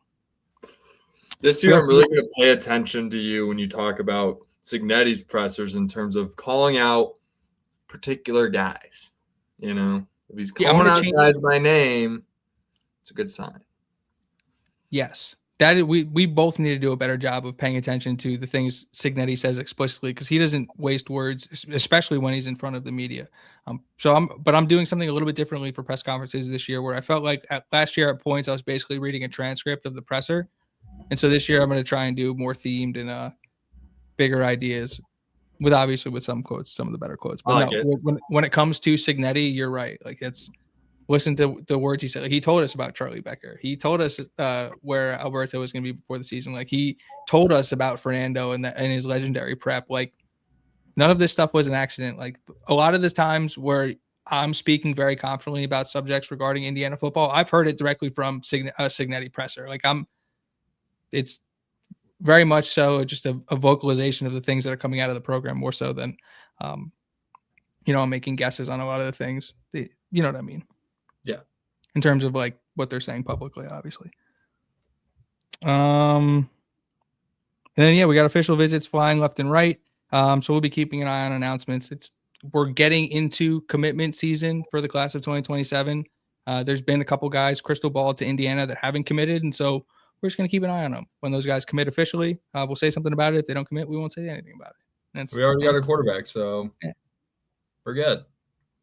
I think it's important to remember as recruiting heats up for football that, these are kids, and that when you're recruiting kids, high-level kids, like it's like you're going to win some, you're going to lose some. Sometimes you'll have somebody and they'll decommit. Sometimes somebody's with somebody else and you'll flip them. So that's the nature of the beast, and not to hold anything against any kids and be regardless, we'll be fine. A random high schooler is not going to derail this train. Let me tell you. Let me tell you. And that's how Ohio State and Bama's been thinking for decades. So we got to think like that. And just because a kid doesn't go to the school that you went to doesn't mean you have to say anything to him or other than like congrats. I wasn't saying it to for anything in particular. Just kind of saying it. Yeah. I'm calling it out. I know it's you a are. reminder. It's a I don't know. It's just you win some, you lose some. They're kids picking colleges. Kids. Like it's not that. Kids shooting hoops, kids playing ball. It's just it. Speaking of kids shooting hoops, Brad, we were supposed to do a whole like live episode about your bracket and the choices, and you alluded to it a little bit earlier. Like we would have had these 5-minute conversations about like Nebraska, Vandy, and what these would have looked like. And alas, we didn't have that live session, but you did tweet out your bracket. So, how is the tournament going for you so far? Tournament's been electric. Some of the highest level ball I've seen ever. Love that that's happened. I think with the NIL, kids are willing to stay more. I think that's always should have been a thing. Like I felt like, you see all these G leaguers trying to come back to the league. Like those are guys that probably shouldn't have left early, and because kids weren't getting paid in college, felt like they had to go. And for that reason, now they're kind of just stuck. No college degree, no and no hoops career. It's kind of sad, honestly. So having college basketball elevate to this level makes me feel hopeful that, kids are going to make the right choices and go when they should. And I mean, there's a ton of freshmen that should probably being hyped up. And since it is a loaded class, like some of them might come back, and it's only going to snowball over the course of the next, decades plus. And, it's been a fantastic tournament. Got some great storylines despite no mid-major being in the Sweet 16 for the third time ever since they expanded to 64. The second time it happened was last year. So my chalk comment has gone through. I've learned a lot. Seems like large state institutions seem to be running the show here. Love a good, Iowa upset, continuing this streak of basically if you win the national title, you don't go to the Sweet 16 the next year. Kind of a funny tidbit. Been a thing for basically the last decade besides UConn going back to back. Yeah, but really just an impressive tournament and super just stoked for the Sweet 16. I mean, if you want to run through it. And I do want to run through it, but I just want to get a couple of reactions real quick before we jump into going forward. Because I know you said the Cinderella is dead, and it's been a lot of state schools. And I know this feels weird to say because Iowa is a state school that cares a lot about basketball. But can you say the Cinderella is dead when you look at the way that Florida team was set up? And I know it's not the traditional Cinderella, as in like it's from a mid-major conference, and you really weren't expecting it. But I don't think anybody was expecting, maybe except for Ben McCollum, that Iowa was going to beat Florida. Yeah, I didn't see. And my dad who put it in his bracket. I definitely looked at it and thought about it and was just like, wouldn't that be something? And then I kind of just moved on and picked Florida. Didn't really, to my fault, didn't really evaluate Ben McCollum's welcome to the show. He has arrived at maybe a guy we should have looked into a little bit, but maybe. I don't know. There's a lot of behind the weeds stuff there where I don't know if it's as cut and dry as. Yeah, he's doing a lot with nothing. He's very Signetti-esque. Weird thing where it's like we talk about you need Jimmys and the Joes, like he's got Bennett Sturts as a bunch of scrubs basically, and they're hooping right now. They're doing really good. They are playing great, and just excited for them. And Cinderella is not dead. It just looks a little different to where it is now in 11 seed Texas and 9 seed Iowa. It always has been like Cinderella's never won a glass slipper. Cinderella's never won the national title. They've only gone as far as a natty game, maybe with Butler, maybe if you can even call it that. But like maybe the rare Final Four when you want to talk a lot about Loyola, VCU, George Mason, FAU, San Diego State that year for that matter. Like that's another Mountain West is a great conference though. Exactly. And I'm pretty sure San Diego State was a 4 seed that year. Like they weren't like a bunch of scrubs. Yeah, it's not dead. It just looks a little different. It's weird calling Texas a Cinderella. It's weird talking about Iowa as a Cinderella, but that's just how it's going to be moving forward. And fact of the matter is it's just high level ball, and I'm loving every single second of it. And we just have great slate after great slate. High Point was a fantastic team. Like they were legit. Like High Point probably hangs around the Big Ten. Like you A lot of saw what that seniors. little point guard was doing to Acuff. Like he dropped 30 himself. He was insane. He was electric. He was an Indiana State commit originally to shirts. Another guy who had a great first weekend. Yeah. Bite my tongue not to talk about Indiana basketball, but yeah, we have a fantastic slate. We'll love to run through it. Big showing for the Big Ten. We got 6 out of the 16 in the Sweet 16 for the first time in probably forever. And yeah, and it's kind of become a thing where it's like, okay, you got this big media deal. Last 3 national champions in football. We got 6 teams in the Sweet 16 now. Coming America's Conference, slowly but surely. It's happening. We got to get it done. Michigan's got to pull it through for us because they're clearly for me, I went on the FanDuel Sportsbook and I dropped a responsible amount of money on Duke, Arizona, and Michigan to make the Final Four plus 408 on the FanDuel Sportsbook. So that's the only bet I have alive after a great weekend. I basically cashed some of it, deposited it responsibly into my checking account and then saved a little bit to put more on that parlay that I feel very confidently on. Do see it as going pretty chalky. Analytically, Duke and Michigan and Arizona are 3 of the best teams of all time, and they obviously pass the eye test. When you watch them, there's 8 guys full of starters deep, and Duke has the little injury, but it's just really hard to predict what's going to happen when all 3 of those meet in the Final Four. And Duke's probably going to see either Illinois or Houston. So it's going to Pump the brakes real quick. You mentioned a couple of different things there. I want to talk about or get your opinion on the success the Big Ten's having, because obviously traditionally, or in the last 26 years, or since Michigan State last won the national championship, it hasn't been a very successful march for most Big Ten programs. And the other thing is, I can't let you move away from the round of 32 without talking about Mick Cronin versus Danny Hurley. So thoughts on the Big Ten's dominance, and then your thoughts on that UConn game before it got out of hand. I'll talk about the UConn UCLA game real quick, actually. If Tyler Bilodeau doesn't go out for the year with a knee injury in the Sparty game, we probably have 7 out of 16 in the big games. UCLA was playing some of the highest level ball I've seen them play since the Jaime Jaquez days. They reminded me a lot of the 2021 team that went from an 11 seed to a Final Four. Like I said, Cinderella is still alive. It just looks a little different. It's blue blood UCLA back in 2021.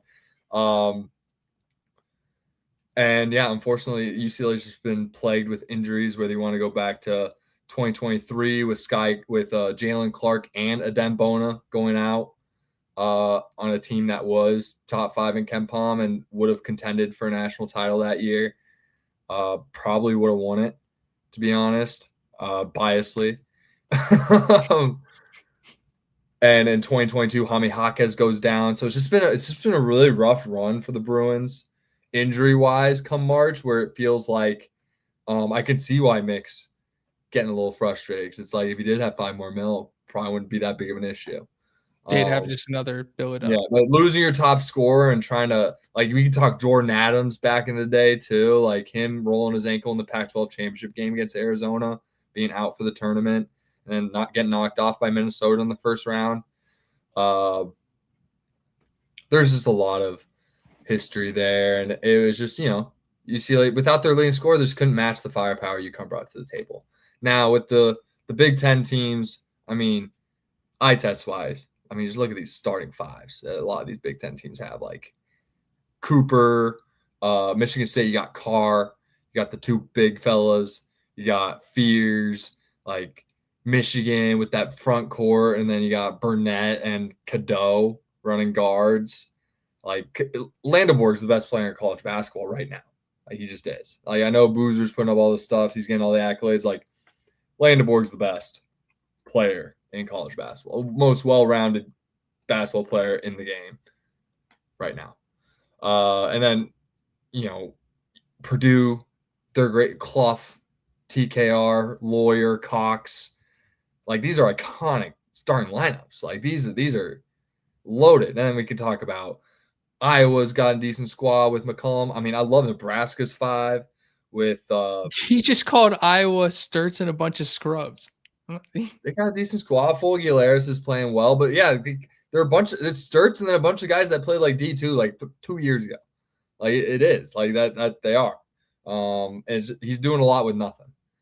Just wait till he gets like a squad like Nebraska where it's Hoiberg, Lawrence, Sanford, Buchtenschel, and he's got to have 2 sons first. Mast and Frazier off the bench, like tough squad.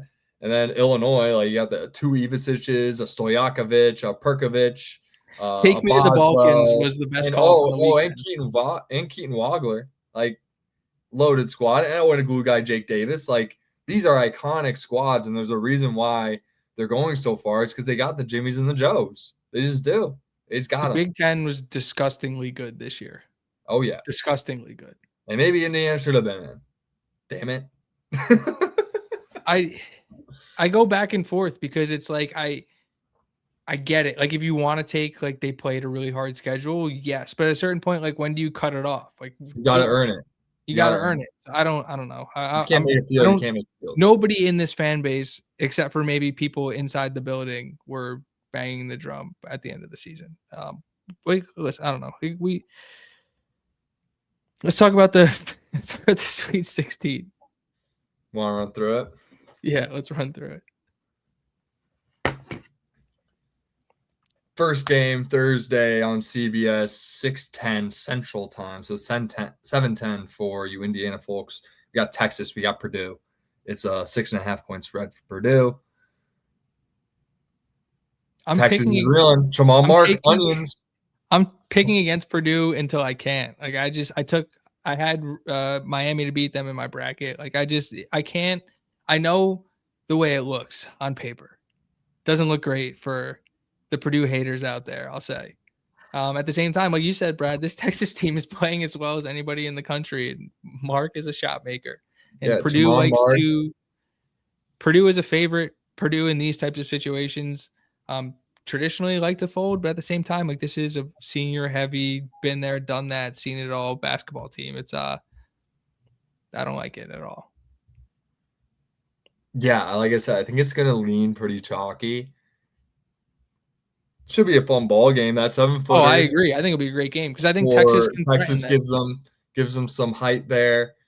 Jamal Mark's a really good shot maker, but I just listed that starting 5 for Purdue. Like, they're really good. They got Omar Mayer off the bench. They are solid top to bottom, and it's just going to be really hard to beat any of these 1 through 2 seeds. Unless you're Iowa, I guess. Texas can beat them. Texas can beat them. Any of these also lose by 25. Win. Any of these teams in it can win a game moving forward. I guess Texas is going to win the national title. No, they're not going to beat Purdue and Arizona and Michigan and Duke all in a row. Like, they're just not going to do that. But they can, in this one moment, beat Purdue. I like Purdue here, though. I like the spread.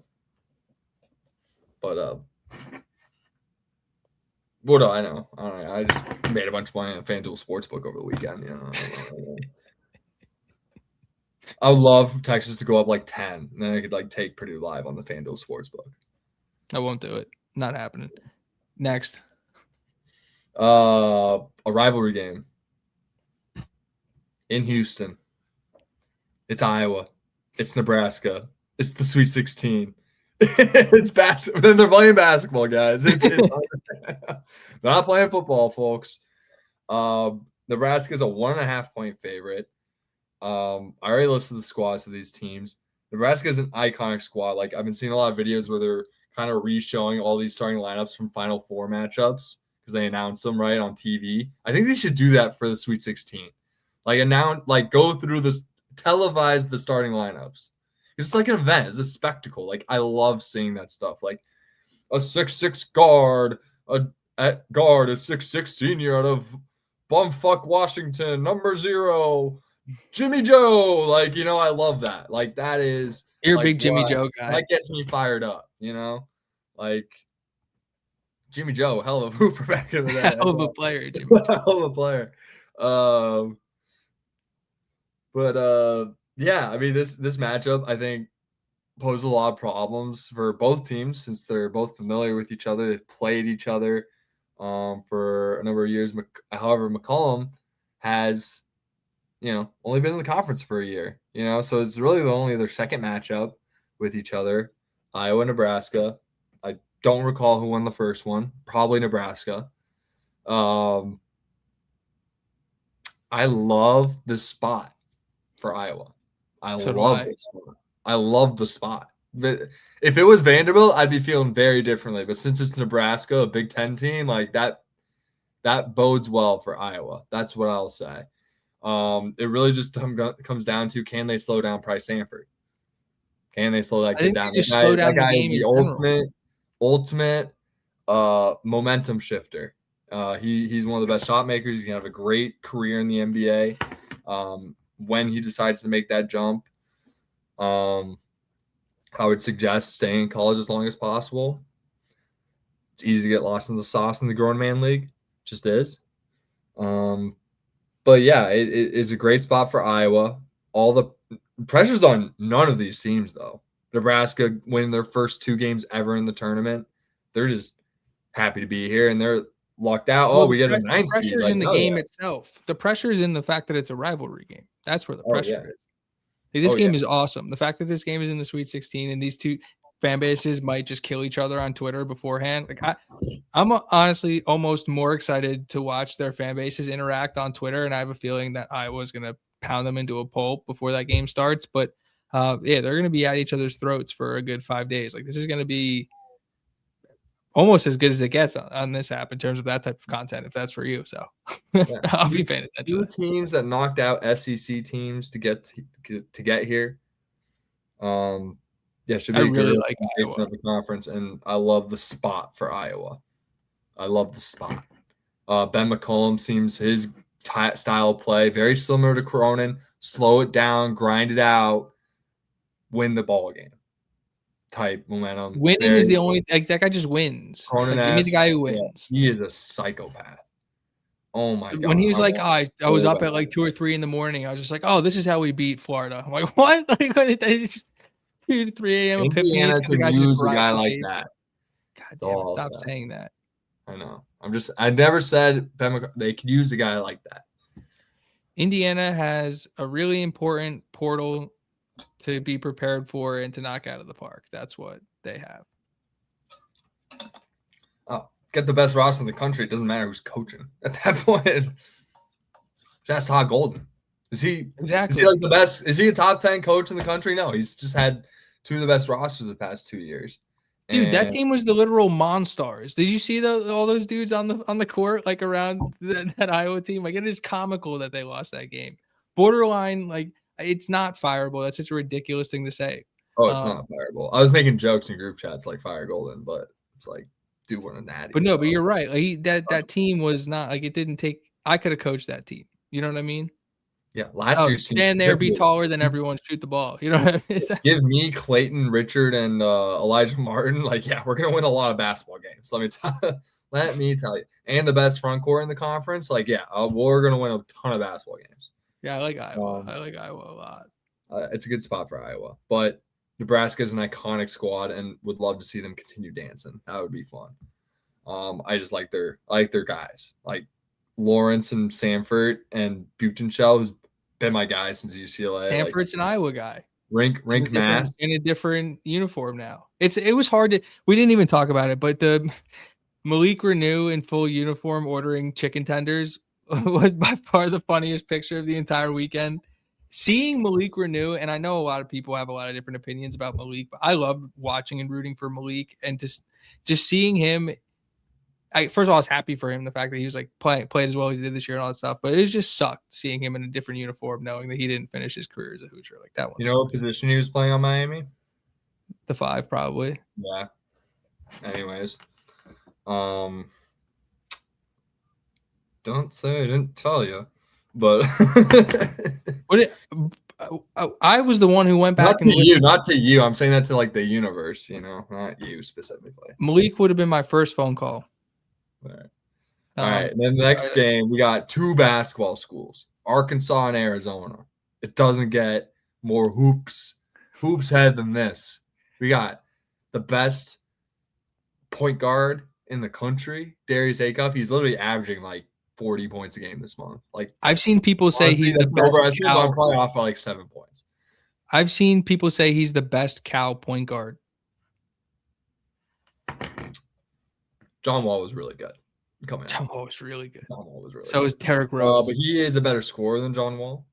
He is a better facilitator. He's not as athletic, but he's very Chris Paul-esque. Very good scorer at 6'1". Can do a whole lot. I think he gets knocked a little too much for his defense. When you're scoring a whole lot, you're tired. So I think that has a little bit to do with it. So I think his conditioning can get a little up. He is my number one on my big board, Darius Acuff. I think he is going to be so special. He's the most sure thing all-star wise for me. But then flip side, and they got Billy Richmond, they got Brazil, they got studs. It's a Calipari ball club. They got specimens. Then go on the other side, Arizona. We got point guard. We got Braden Burries, got point guard Jaden Bradley, who's their best player, conference player of the year. Got Koa Pete, one of those hotshot freshmen. Karcharev, imported freshman. And they got Krivas playing center. And then they got, the best bench in all of college basketball with Dwayne Aristode, who's the 8th man. They got Toby Awaka, one of the best offensive rebounding bigs in the country, coming in as the 6th man. And they got Del Orso, who's the guy who can torch and drop 20 at any given night. 1 through 8 does not get much better than Arizona. It's going to be a tough game for Arkansas to pull out in that regard. Like I said, I like talk, and I told you my FanDuel sports duel bet, my FanDuel bet where I parlayed Duke, Arizona, Michigan to all go to the Final Four. I really don't know what's going to happen beyond that, to be honest. But yeah, should be a great game, and I think Arkansas can play them close, but it's going to be tough to actually get it done. But Arizona's been known chokers, but this is Tommy Lloyd. This is not Sean Miller. And for the most part, besides the Princeton game where Princeton went all the way to the Elite Eight, they've been clicking on all cylinders. Tommy Lloyd's one of the best kind of X's and O's guys in the country. He runs very good sets. They play really good ethical basketball, and they got the players to get it done. Arizona's a 7.5-point favorite in the Sweet 16, and there's a reason for that. Yeah, I talk about this. I don't want to say a lot, but I've talked about it before on this show where my dad went to UMass, and when he was at UMass, Cal was first starting there. And so growing up before I decided to go to Indiana, I was a Calipari fan. So I watched him at Memphis. I watched him at Kentucky. I haven't been following him obviously since I became a Hoosier, but I've seen this movie a million times where Cal has an extremely talented team where he's going up against one of these teams that are just like you just talked about it, the way Arizona is built. Like they might be the most talented roster in the country. He's going to look at Darius Acuff and go, if you can get 50, we can win this game. And that's how that conversation is going to go. And that's the way that they're going to attack this basketball game. And it's going to be unbelievably exciting to watch them just essentially run high pick and roll and dribble drive and try and let Acuff go crazy and try and beat those guys by himself. It's going to be really, really entertaining. Yeah, there's not more Jimmy's and Joe's guys in the sport than John Calipari. He gets it. I'd be very John Calipari. He's team Jimmy. If I was college basketball coach, sure. I'd be like, yeah, I'm getting the best players, and we're going to have the best team. He said, we don't even need to know how to coach. We'll just get out there and figure it out. Like, I'll win one of them. He never talks about X's and O's. Yeah, I just tell him to like settle down, and sometimes they tell me like don't listen to me. Like I just tell him to calm down. Like he's just like a player's coach. Like he's awesome. Like I don't know. I always like roll the ball out there and just go compete. My guys are better than your guys. And when he plays teams in the tournament that are really well coached, that run sets, that can go get it at the end. Yeah. Exactly. And then just when you thought the slate couldn't even get any better, we got Houston. We got Illinois. We got two teams that have the potential to win a national title with those three top dogs up there. Going to be difficult for them, but I feel like the winner of this game is going to the Final Four. And I said that before Florida even lost. These two teams are loaded. Houston's been knocking at the door for the past. I want to cut you off real decade. quick, Brad, because we got a football question in the chat. This is Indiana at the Boys of College Football, and I know we're talking basketball, but football comes first. John Jacobs, shout out, that says, I love your detailed analysis of the roster. It's appreciated as a fan. Could Jaden Williams play this year? Brad, can Jaden Williams play this year? He could. I think it's highly unlikely. I think it's a very likely redshirt year for him, just considering the 4 seniors we got at the top at the linebacker room. Unless something drastically happens, it's going to be hard for any of those freshmen and PJ Nelson to take on defense. Now, can he break through, play on special teams? Oh, for sure. But to get linebacker reps above Utzinger, Turner, Jones, and Hardy is just going to be a really tall task for any freshman. I completely agree. I'm glad you said that or made that mention about special teams, because I do think with the way he's a run and hit guy, like you saw a couple of his high school games, kid did 17 tackles in a high school game, like not afraid to put his helmet on the football. There is a spot for you on special teams if you want to go run and hit people. And Indiana is more than willing to put freshmen on special teams if they're willing to go do the job. So, like Brad said, I don't know. I think it would be unbelievably exciting if he was able to work his way into snaps as a true freshman in that linebacker room. That would mean he's an unbelievably talented player. And not to say that he's not, but to put that expectation on any freshman, given how talented that room is, would be kind of tough. But yeah, he's as far as talent, yeah, he can absolutely play this year. Special teams, I don't want to say I would expect him to play on special teams because, again, true freshman, but definitely wouldn't be surprised at all. Brad, who do you think? Barker or Schott? Byron Baldwin played great on special teams last year. He also played a lot of really good defensive reps last year, especially toward the end of the year. Will Baldwin start next year? It's between him and Sanks. They brought in a lot of guys that are kind of ahead of him seniority-wise. However, he's going to have a big part of this defense regardless, and it really doesn't matter if he's starting or not because he's going to be a big part of it. So they're going to use him a lot. He's going to be involved. Yeah, it's just going to be hard to see him take roles over Zachman and Farrell. But there's definitely spots for him to work in, especially when we go 6 DBs. Like he's easily the DB number 6 within that first group. And it's really like a big battle between him and Sanks at the Rover. Yeah, I have a little bit more conviction on this than Brad does. Brian Baldwin named by Signetti as a starter before the season, before he got hurt. Like he was a true freshman going to be starting in this defense. I don't think there's any question he's going to be heavily, heavily involved. And I do think he's going to end up starting on this team. I do. Yeah. I don't think it matters. I don't think it matters either. Big piece of it, regardless. I agree. Yeah. Pons had a 41-inch vertical when he first got to Indiana, so we improved that by 2.5. How about that? That's crazy. Love it. But yes, we have Illinois. We have Houston.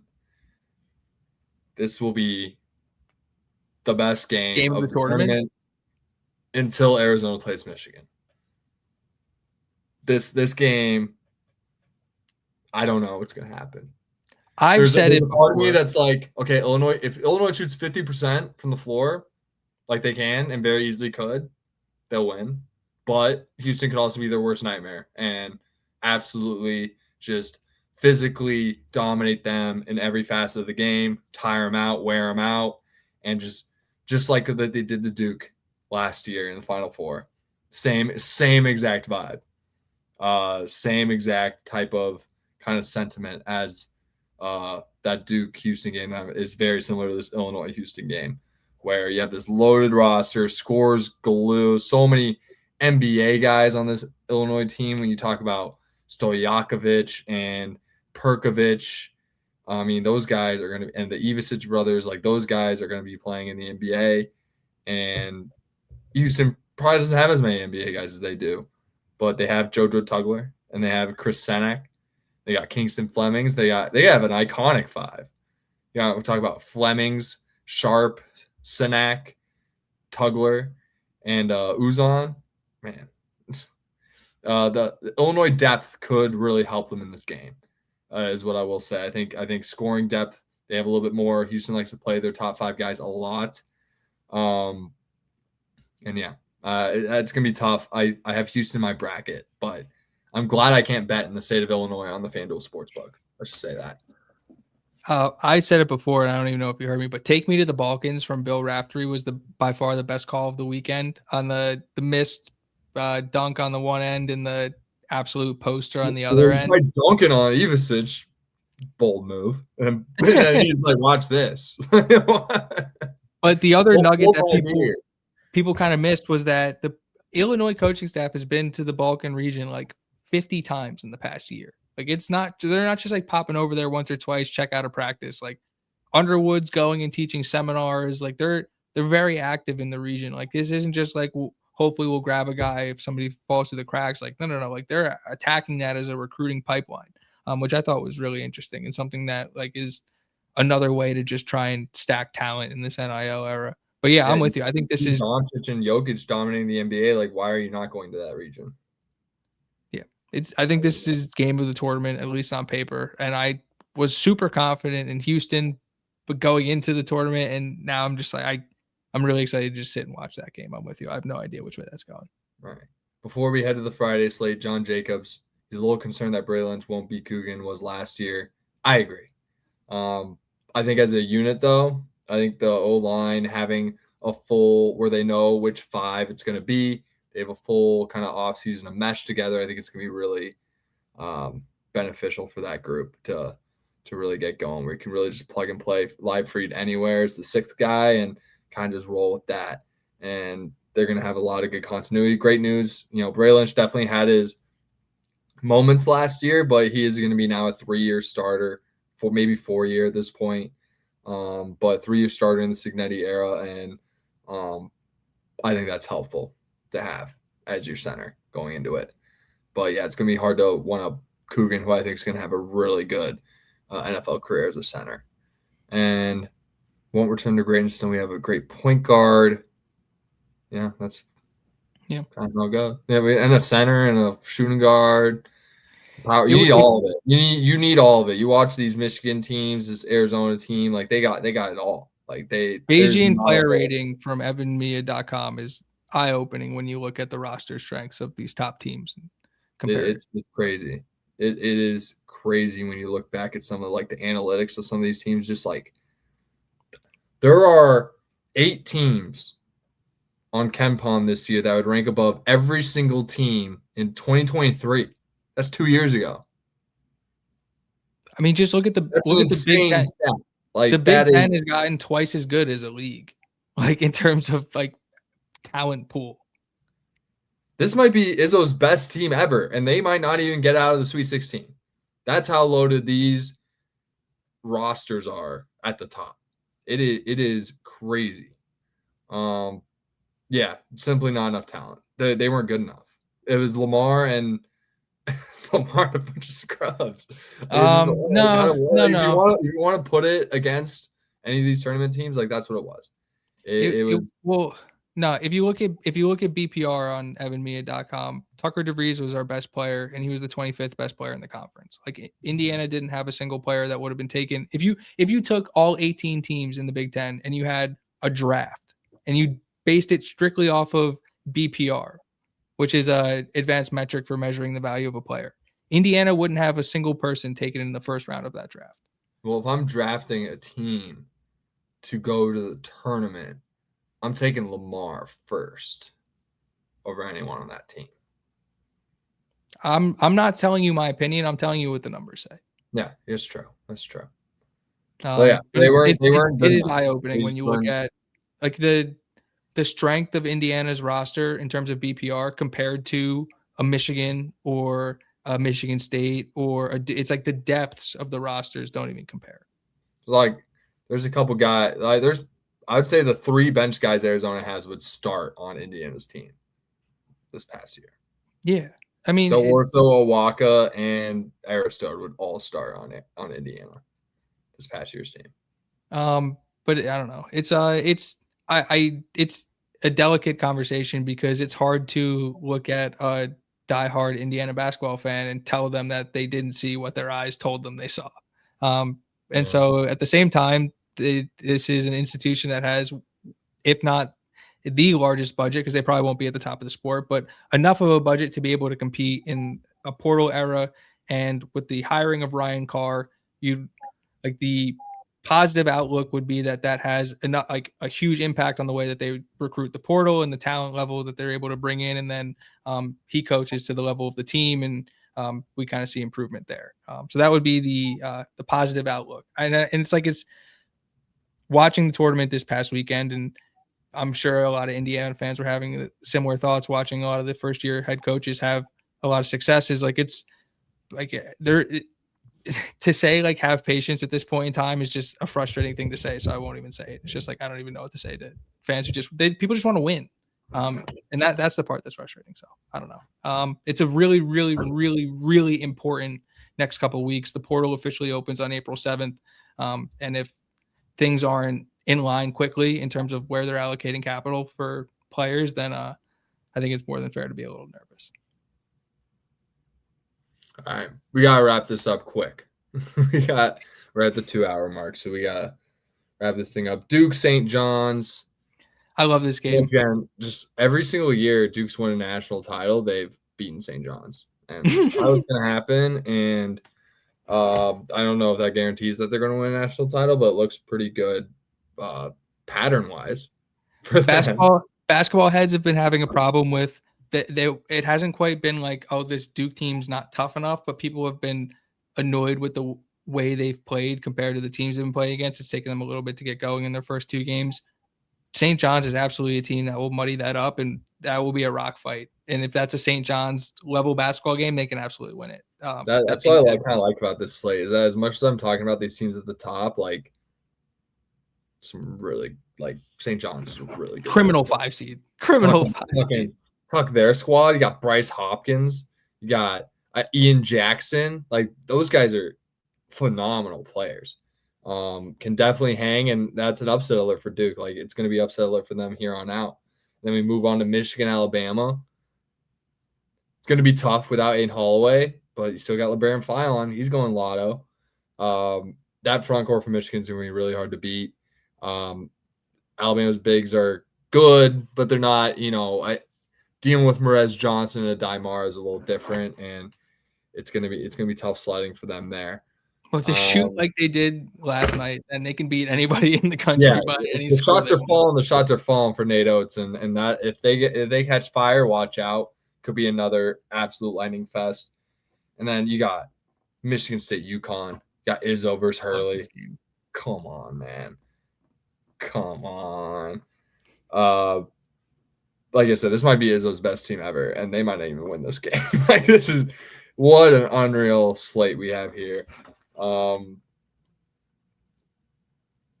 don't have a read on it. I really don't. It's like I'm so excited to sit in front of the TV and just watch, like, turn everything else off and watch basketball. Specifically for that slate of games in DC, though, is going to be absolutely insane. Yeah, and inject this slate into my veins. Really, yeah, it's as good as it gets. Yeah, and then Tennessee, Iowa State. Iowa State's a mean ball club. The injury to Joshua Jefferson is going to hurt them and kind of leaves them vulnerable because Tennessee's got Amet and Gillespie, who are going to be NBA guys. And that's a tough squad. Barnes been doing this thing for a long time. He's TJO, not a great Sweet 16 record. That's a guy who's been chomping at the bit for a Final Four for decades and trying to get his first. So should make for a mean slate. We'll see if Joshua Jefferson's healthy. Should make, I think it leaves Iowa State a little vulnerable in this spot a little bit. But yeah, I hope he's back. It's tough having an ankle injury this close to him. That's a guy who's been through a lot of ankle injuries. It's tough to get back to 100% within 2 weeks. It's really hard.